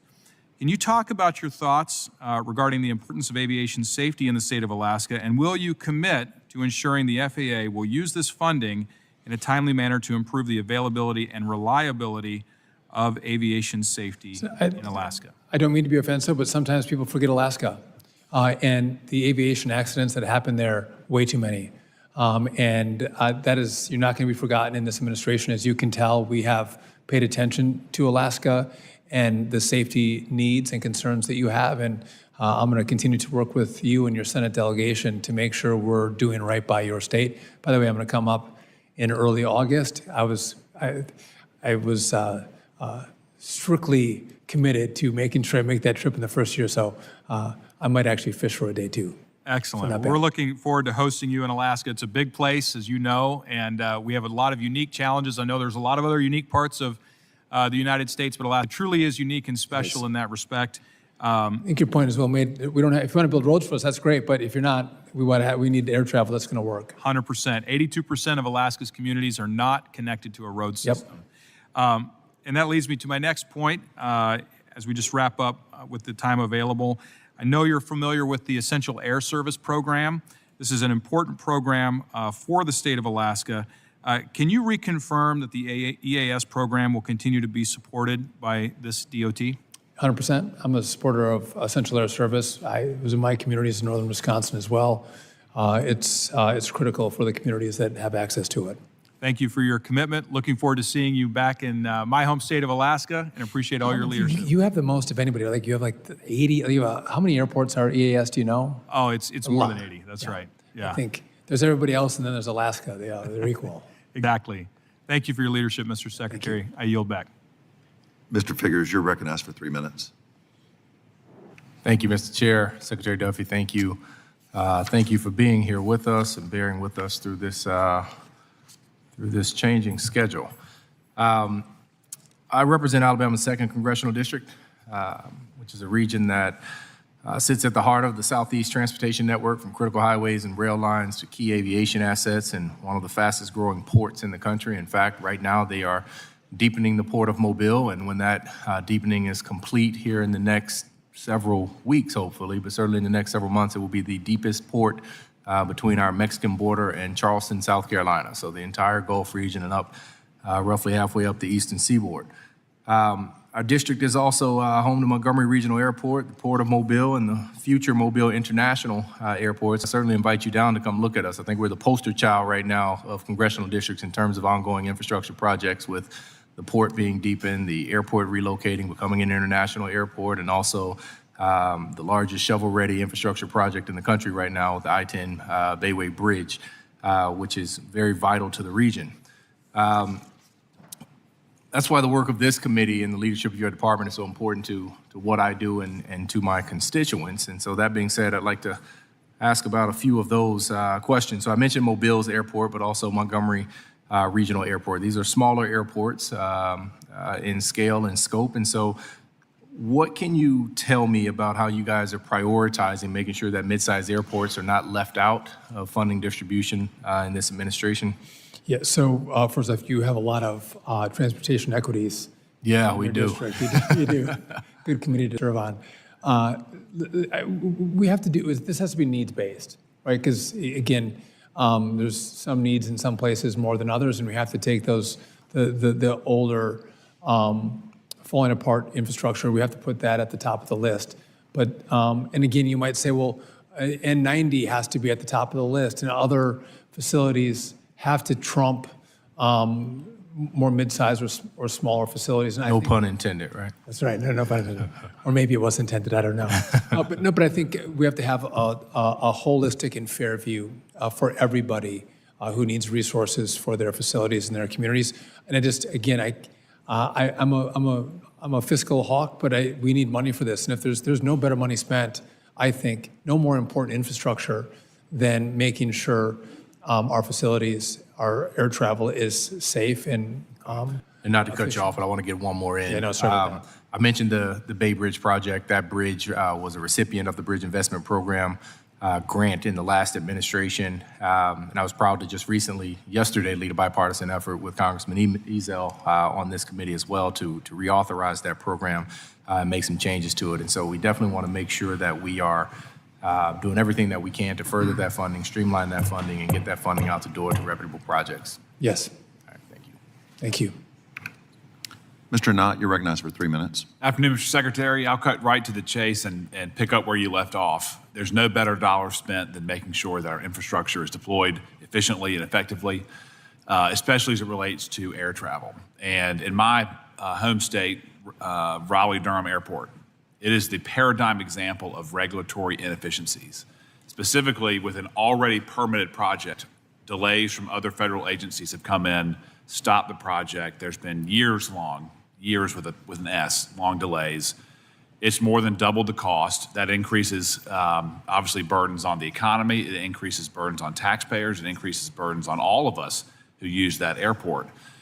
Candidly, I think it's unconstitutional just to have an arbitrary delay on an already permitted project. Is this a problem that's affecting projects all over the country? And if so, what can we do about it? First off, you make a good point. Time is money, right? Yes. We've seen the delays, sometimes doubling the cost of projects. So moving the dollars more quickly is important. But again, we see regulations and permitting requirements. Again, I'm not opposed to permitting. I'm not opposed to having some regulation. But the issue with this one was there was a permit already received. And so then they come in from a separate agency, the EPA comes in, and all projects stop. Not to cut you off, sorry, go ahead. No, let's work together on that. Again, and there's been a better effort in this administration to have departments work together to streamline the process to move infrastructure forward, like you, the president, wants these projects built. Yes, and building a road, building a runway, it's not rocket science. And having it stopped for 2, 3, 4, 5 years, it's just outrageous. It's insanity. Yes. Happy to follow up with you on that. Would love to work together. And then secondly, in regards to your department's priorities, what are they as they relate to the vital infrastructure needs of the country? I'm going to tell you. So I would tell you, I want air traffic control. Yep. The infrastructure around air traffic. I want big, beautiful roads and bridges. I want to build them more efficiently. Yep. I want to fix the Merchant Marine Academy. I think we have to be innovators in regard to drones, eVTOLs, these Ubers in the air, and autonomous vehicles. Fantastic. But outside of AI, I think we're the most innovative space. Yep. You always see us in colored vests and hard hats. It's actually really innovative. We have to get this right if we're going to win the future. I think it's going to change the way people move and products move in the country. And that has been a focus as well. And also the SHIPS Act from the president. It's going to be a critical component of what we do at DOT. We're going to need your help on the money side of this, but this is important for national security, building ships and sailing ships out of this country. So what you're saying is even after the big, beautiful bill, we're not finished. With ATC, for sure, you are not done. More work to do. All right. Well, Mr. Secretary, thank you for your time. Look forward to talking to you soon. Thank you. Mr. Larson, you're recognized for a point of personal privilege. Thank you, Mr. Chair. Secretary, I just came back to say thank you for being here, for obviously being patient through the votes as well, and committing your time to us to help us understand a little bit about where you want to take DOT and to answer our questions. So just came back to say thank you. I appreciate it. And if I can just make one point, you and I work really well together, Mr. Ranking Member, and to the whole committee. I think this is a unique space where there's a lot of fights that happen politically. This is a space that is probably one of the most bipartisan spaces that we have in Congress because the infrastructure is not partisan. We drive on blue roads and red roads across all of our states and districts, and I'm committed to working across the aisle and with everybody to make that happen together. Thank you. Ms. Friedman, you're recognized for 3 minutes. Thank you, Secretary Duff. Thank you, Secretary Duffy, for being here. I also want to thank you for a very productive conversation, and I hope it's one of many and that we keep the conversations going. In your April appearance before the Senate Environment and Public Works Committee, you remarked that the 2028 Olympics is not just representative of Los Angeles, but of America as a whole. I really appreciated that quote. I share in the administration's stated enthusiasm for America's games, and the president's expressed desire to, quote, be supportive in every way possible and make them the greatest games. In anticipation of the arrival of the estimated 15 million ticket holders at the Olympics, I joined my colleagues in requesting $500 million in the president's fiscal 2026 budget in a dedicated account for providing and operating public transportation services. And I was disappointed to see no dedicated investments for transportation services in the 28 Olympics in the president's budget or the FY26 budget justification from DOT. Certainly, as America looks to compete on the global stage, we have to safely and efficiently move people around Los Angeles. And we already have too much congestion as it is on our roads. We want to put our best foot forward. We saw Paris, and Paris got worldwide praise for their ability to really have first world transit in that city for the people that were coming there. But they invested over 500 million euros in improvements to prepare for the games, a benefit that their residents will be able to now have for many years to come. We need a similar investment in LA Metro to make these games successful. Otherwise, they will not be as good as I think all of us would like them to see. So I'm just hoping that you can today commit to continue working with Congress, with the LA delegation to ensure appropriate investments for transportation upgrades for the 2020 Olympics and Paralympic Games. So I would just note the president loves sports. He loves what's going to come next year with the World Cup with FIFA. I think he's excited about the Olympics as well. We have to showcase how great this country is. I don't like to say this, but the greatest equity is security at the Olympics. But the second issue is transportation. A lot of people have to move through a very small area. So I'm committed to working with LA. I've already met with the Olympics team. Again, you guys control the money.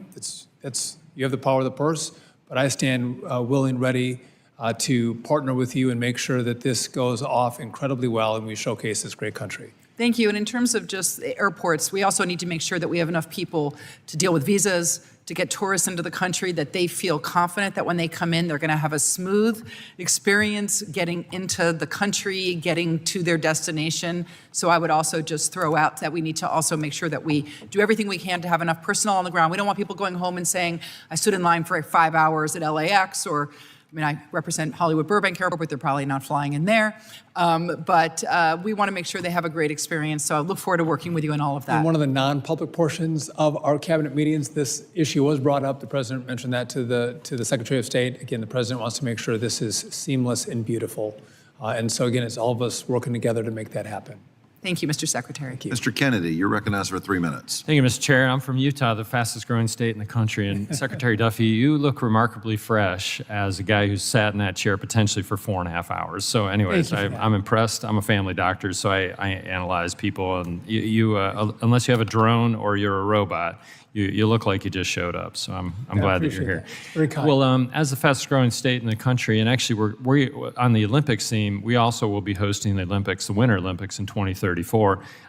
We're not in as emergent circumstance as maybe Los Angeles is, but you and I, and working with our state legislative leaders, I'll just say the governor, the Senate president, as well as the Speaker of the House in the state of Utah want to be a pilot project for things you talked about in your opening testimony as to air taxis and drones, and the fact that we can, looking to the future 9 years from now, we can do all sorts of legacy things today that are going to help us set up so that tomorrow actually looks better than it currently would as far as we can expect. So I'm just offering to you first, the state of Utah has a pioneering spirit. We want to be innovative. And if you look at pilot projects that could be useful for the state of Utah, our governor, our Senate president, as well as Speaker of the House, myself, and our congressional delegation stand ready to do those pilot projects so we can demonstrate the greatness of the United States of America for Los Angeles as well as Salt Lake Olympics that are coming up. I don't know if that's Utah talking points, but I think everyone has said the same thing. You guys want to innovate and you want our partnership, and we have ideas, that when I was in Utah, that I pitched and put a few of ideas as well as how we can be innovative, and that goes to everybody. All right. We're looking for innovative ideas. I'm going to tell that to your state DOTs that are going to be at our headquarters tomorrow. We have to think outside the box and how we're going to be more efficient. I believe you will. I'm excited to do that. I was wondering, how do you, as the fastest growing state in the country, how do you factor in that with the allocation of grants when it comes to, of course, we have 3 million people, not 38 million people in the state, but how do you allocate grants and consider the growth rate associated with that? We do it on need, but we also look at future growth. Someone was giving me a hard time about marriage and birth rates. That's a sign of future growth. Also, how people move around the country and where they want to live in great, clean states like yours. And we can't just think about today, we have to think about tomorrow as well, and what kind of growth and expansion we're going to see in certain areas and make the investments beforehand. So we think about all of that. It's not a one-size-fits-all, but that's a thoughtful process of all these factors come into consideration. Good. Well, we hope you'd keep that in mind as we look at grants that could come to Utah. Finally, I'll just finish by saying our UDOT Executive Director Carlos Braceras has been appointed as the Federal System Funding Alternative Advisory Board Chair, and at this point, the Department of Transportation has not convened that meeting yet. I was curious if you know when that meeting would be convened, or at what point for road usage charge considerations will we convene that meeting? Timeline on that, I'm not sure. I'll tell you that, again, I have DOTs coming in tomorrow. I have a advisory board that I'm going to kick off. That's why I'm going to the White House for that at 2:30. So again, what we want is, the government doesn't have the best answers and DOT doesn't have the best answers. We have to look to those who are on the ground, and even business leaders and state leaders, to partner with us to get those great ideas so we can serve the American people better. Carlos Braceras stands ready to work with you on that. In fact, if all you did was just tell him to go ahead and do that and give him a point person, he'll do it. With that, Mr. Chair, thank you. I yield back. Secretary, thank you very much for being with us today. Ms. Hoyle, you're recognized for 3 minutes. Thank you, and thank you, Mr. Secretary, for being here. As they've said, it's been a long day, but as you alluded to, the Transportation Infrastructure Committee, it is the most functional committee in the House. And because we work through our disagreements, we get things done so to bring taxpayer dollars back to our constituents by investing in transportation infrastructure that benefits generations of Americans. That shouldn't be partisan. To that end, there's a number of grants that have been awarded. I think you said something like 3,600, but uncertainty about when or if the federal support will come through. I'll give you 2 examples. The first is in Eugene, our airport traffic is up 40% since 2019. We won an FAA grant to expand the terminal to meet the demand, but now the federal funding is in limbo because of our understanding is non-transportation related conditions. And then, as you know, we have a great opportunity in the Port of Coos Bay to invest in our supply chain infrastructure. Canada's invested, $3 billion in their ports. Mexico has invested in their ports. And we can bring 8,000 jobs to a community that has been devastated. We used to export lumber. We were the 3rd busiest port in the world in the 70s. Now we export our children. My children have left our community because they couldn't find jobs. They moved up to the Portland metro area. So to that end, and you just talked about this, I feel like there's a disconnect that we're getting punished because we don't have higher marriage and birth rates because our children leave, because they don't have jobs. So with that in mind, how does the department plan to ensure funding decisions remain rooted in transportation need and that communities like the ones I represent don't suffer because it's that chicken and egg situation? And again, we need to bring jobs and we need to deliver for these people. So how can we confirm that fully executed grant agreements will be honored as binding commitments? We have contractors, workers, and work plans that are on hold. So thank you. Just quickly, there's a lot of requirements that were put in the NOFOs when the grants were announced. We were going to pull that out. And publicly, your state may not like it, but privately, they're going to be able to spend the dollars far more efficiently because there's less requirements that don't need to be there in the grant agreement. That's what we're doing. I don't anticipate, most of these virtually all these are going to go through. There's a few small ones that we pull back. So I think that's, I'm not going to say a talking point, but that's a narrative that I think is unfair. Coos Bay, as I think you know, this is an issue that we focused on at DOT. We think it's a great opportunity.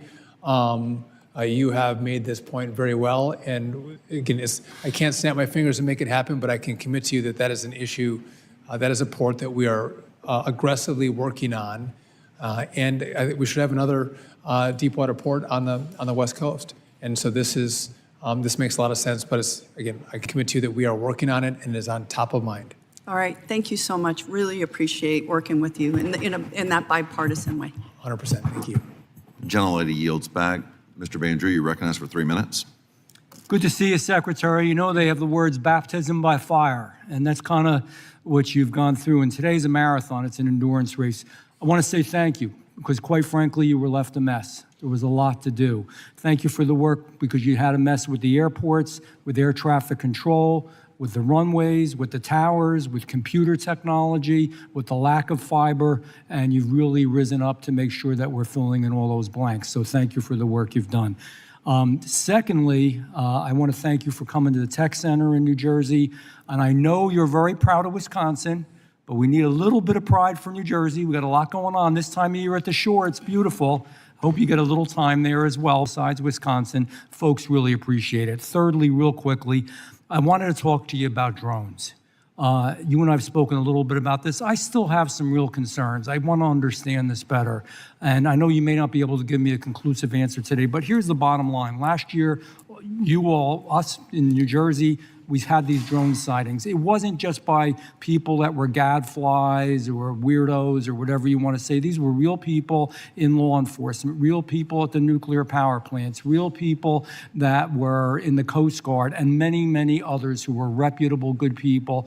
Asked at that time, before your time, FAA said they didn't know what they were about. We had Department of Defense in the past administration, other folks said they didn't know what they were about, but not to worry. You remember all those press conferences, nothing dangerous, nothing that could harm anybody, don't know what they're carrying, don't know what they're doing, don't know where they came from, don't know where they're going. And we saw a lot of them, and some of them really were drones. The problematic part is now we're hearing they were from the FAA, but the bottom line is the FAA in the last year, we had the Department of Defense spend money and the FBI spend money to come in and to investigate. So, and I don't know if you can answer this, the right hand not know what the left hand is doing. What do you think? I mean, what's really going on? There is something there, Mr. Secretary. I don't want to get crossways with anyone else in the administration, but I was there in New Jersey, not far away from the president's Bedminster property, and there were big drones flying over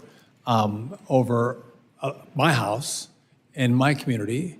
And I think the problem was that when you had about 3 days of that neighbor was talking to neighbor, it wasn't until later that equities came up to look at it. And at that point, I think the drones that your constituents that I saw were gone. And then people did see the kid's drone next door. They did see an airplane in the sky. But before that, before the FBI was looking, or the FAA was looking, by the way, I wasn't in the department then, they were there before the eyes opened up to start to look. And I think that's the discrepancy between when the public comment is, we didn't see anything there. Well, that's because it happened before everyone got there. And I think that's what happened. And it's weird. I thank you for your candid answer, and I yield back. This is an issue that we all have to deal with as well. It's important for national defense, national security, but it's also, there's a commercial component that's critically important as well, and I think we have to figure that out. It just takes some work. Gentleman, yield back. Mr. Kiley, you're recognized for 3 minutes. Good afternoon, Mr. Secretary. Thank you first and foremost for the build grant for Placer County in my district. I can't tell you how significant this is going to be. Our area is a growing area, unlike places like LA and San Francisco in California, where people are leaving. We have communities that people want to live in, but this has made traffic a huge issue and created bottlenecks like this one near 65 and 80, which has brought no small amount of misery for our commuters, has also led to many accidents and sadly even some recent fatalities. And this grant, which will add a third lane and then an auxiliary lane, is going to reduce the traffic by 50%. Just the reduction in delays for trucks alone is going to pay for it in terms of the economic value. So thank you. Your team was great to work with. Thank you for your support and collaboration. Yeah, absolutely. I also want to say how refreshing it is to have a transportation secretary who embraces the future of transportation. You've mentioned just how transformative technologies like AVs and air taxis are going to be, and would love to work with you however I can to help usher in that future as safely and beneficially as possible. I appreciate that, and I think this is one of the most exciting spaces. Again, it's kind of, when we had flip phones, we didn't know what the iPhone, how to transform our lives, that we'd be on social media and we'd bank and we'd have directions. I think we can't comprehend right now how this is going to change how, again, we move and our products move, and it's a really cool time to be here. And frankly, we have to get it right, and it's what we do, but in partnership with all of you. Absolutely, yeah. I think it's tremendously exciting. And then finally, thank you for finally bringing some accountability to California High-Speed Rail. I appreciated the chance to be with you there in LA when we launched the compliance review. Your report was extremely thorough and detailed, but the takeaway was pretty simple. California was given billions of dollars to build a high-speed rail system and didn't build anything. And I'm like you. I think it'd be great to have high-speed rail. What I'm against is spending unlimited amounts of money and getting absolutely nothing in return. And California's political leadership has proven they're just not up to the task. There was actually an early operator who got up and left, said, we can't build this here. We need to go someplace where it's less politically dysfunctional. They went to North Africa, and they brought a high-speed train online in Morocco in 2018, which works pretty well. And we've talked today about this initial segment, Merced to Bakersfield, which is now going to miss its 2033 deadline, it looks like. But I don't know if you've heard about the big, new, bold, ambitious plan from the CEO of the Rail Authority, which is by the year 2045, 20 years from now, if everything goes perfectly, then we'll have a line from Palmdale to Gilroy. So in order to actually make the trip from LA to San Francisco, you have to take one transit system 2 hours from LA to Palmdale, then hop on the high-speed train, and then take a third transit system 2 hours from Gilroy to San Francisco. So best case scenario, 20 years from now, you'll be able to ride 3 different transit systems on a 6-hour trip that today you can make in an hour on any number of airlines. So don't you agree that it's time we send a clear message that there will be no more federal funding for this disastrous project? I think so, and I believe the stat is every resident of San Francisco or LA could take 20 round-trip tickets for the cost of this project. And again, I appreciate your support when we went out and talked about California high-speed rail. We had protesters there. They were angry at us. There's protesters in California. California itself should not be angry at DOT. They should be angry at the governor, the legislature, those who have been unable to deliver this project. If they could, we were ready, willing, and able to stand with them, and all of us, bipartisan, would do it. But when they can't, it's only appropriate that we pull money and try to put it into projects that are actually going to be built. That's right. Couldn't agree more. Thank you very much. I yield back. Gentleman yields back. Mr. Burleson, you're recognized for 3 minutes. Thank you, Secretary Duffy. You're doing a fantastic job. I'm over here. You're doing a fantastic job. Thank you. And we're all proud of the work you're doing. I want to ask you about the 2-person rule on railroads, and I want to ask you about the DOGE efforts within your department or agency. But first, I want to ask a very simple question. So Mike Gold, who is a former NASA administrator, he's come to Congress, he's spoken to us on the topic of UAPs, and he said that NASA has untold numbers of videos and photos and things that could be turned over to the public or like a private agency or a nonprofit to comb through for using artificial intelligence to identify things. Would you be willing to work with me to make that happen? So I'm happy to work with you. Again, today is my first official day, but I've spent it with all of you. I'm having a classified briefing on Friday over at NASA. Again, this is, I think, not just you, but I think America wants to know. Mm-hmm. I'd like to get more information, but obviously I'll coordinate and communicate with you as I get into the role. Thank you. Okay, regarding the 2-man rule on the federal railroads, this was put in under the Biden administration, despite the fact that the NTSB did research and said that there's no differences for safety. The FRA also said the data does not support this rule. In your opinion, was the Biden rule misguided? Listen, I think this issue's been studied by the Vice President, J.D. Vance. He was supportive. Again, I think as technology evolves, if we can have autonomous vehicles, maybe at one point, that's on roads and this is on a track. I agree. You might be able to get to that point, but as of now, I'm supporting the two-man crew. But I do think there's opportunities for technological advancement. We can't live in the horse and buggy age. We have to move forward with technology. Yeah. And this improves cost and safety. That's right. My final question is, tell me about DOGE. Your office, you worked with the DOGE committee. Can you highlight some successes of that effort? So we're looking for efficiency in government, which is what this is not like a jobs agency. This is about deliverables. And so if we can do more with less, that leaves us more money for the projects that people care about. And what's happened with DOGE is some really brilliant minds who would never give their time to government, never. They were willing to come in and go, I'll help out. I'll help make my government work better. Yeah. And why wouldn't we take the best minds, some of the brightest minds, to help us figure out that's a wasteful contract. You could do this way differently and save this much money. For a simple example, I don't know if in your offices you all have phones. How often do you use your telephone in your office, on your desk? My staff do, but I don't. I don't. So we pulled most of the phones out of DOT. It was like was it $10 million that we saved on telephones that we don't use? Everyone uses a cell phone. Now, if you got to call us on a landline, you can call FRA, you can call FAA, but there's so many places that we waste money, and it's not how much money we spend, it's how much do we deliver for the American people. And I think sometimes that gets lost in the conversation.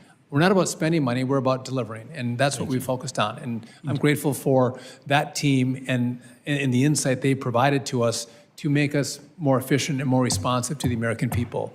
Thank you. Appreciate it. I yield back. Gentleman yields back. Are there any further members of the committee who have questions that have not been recognized?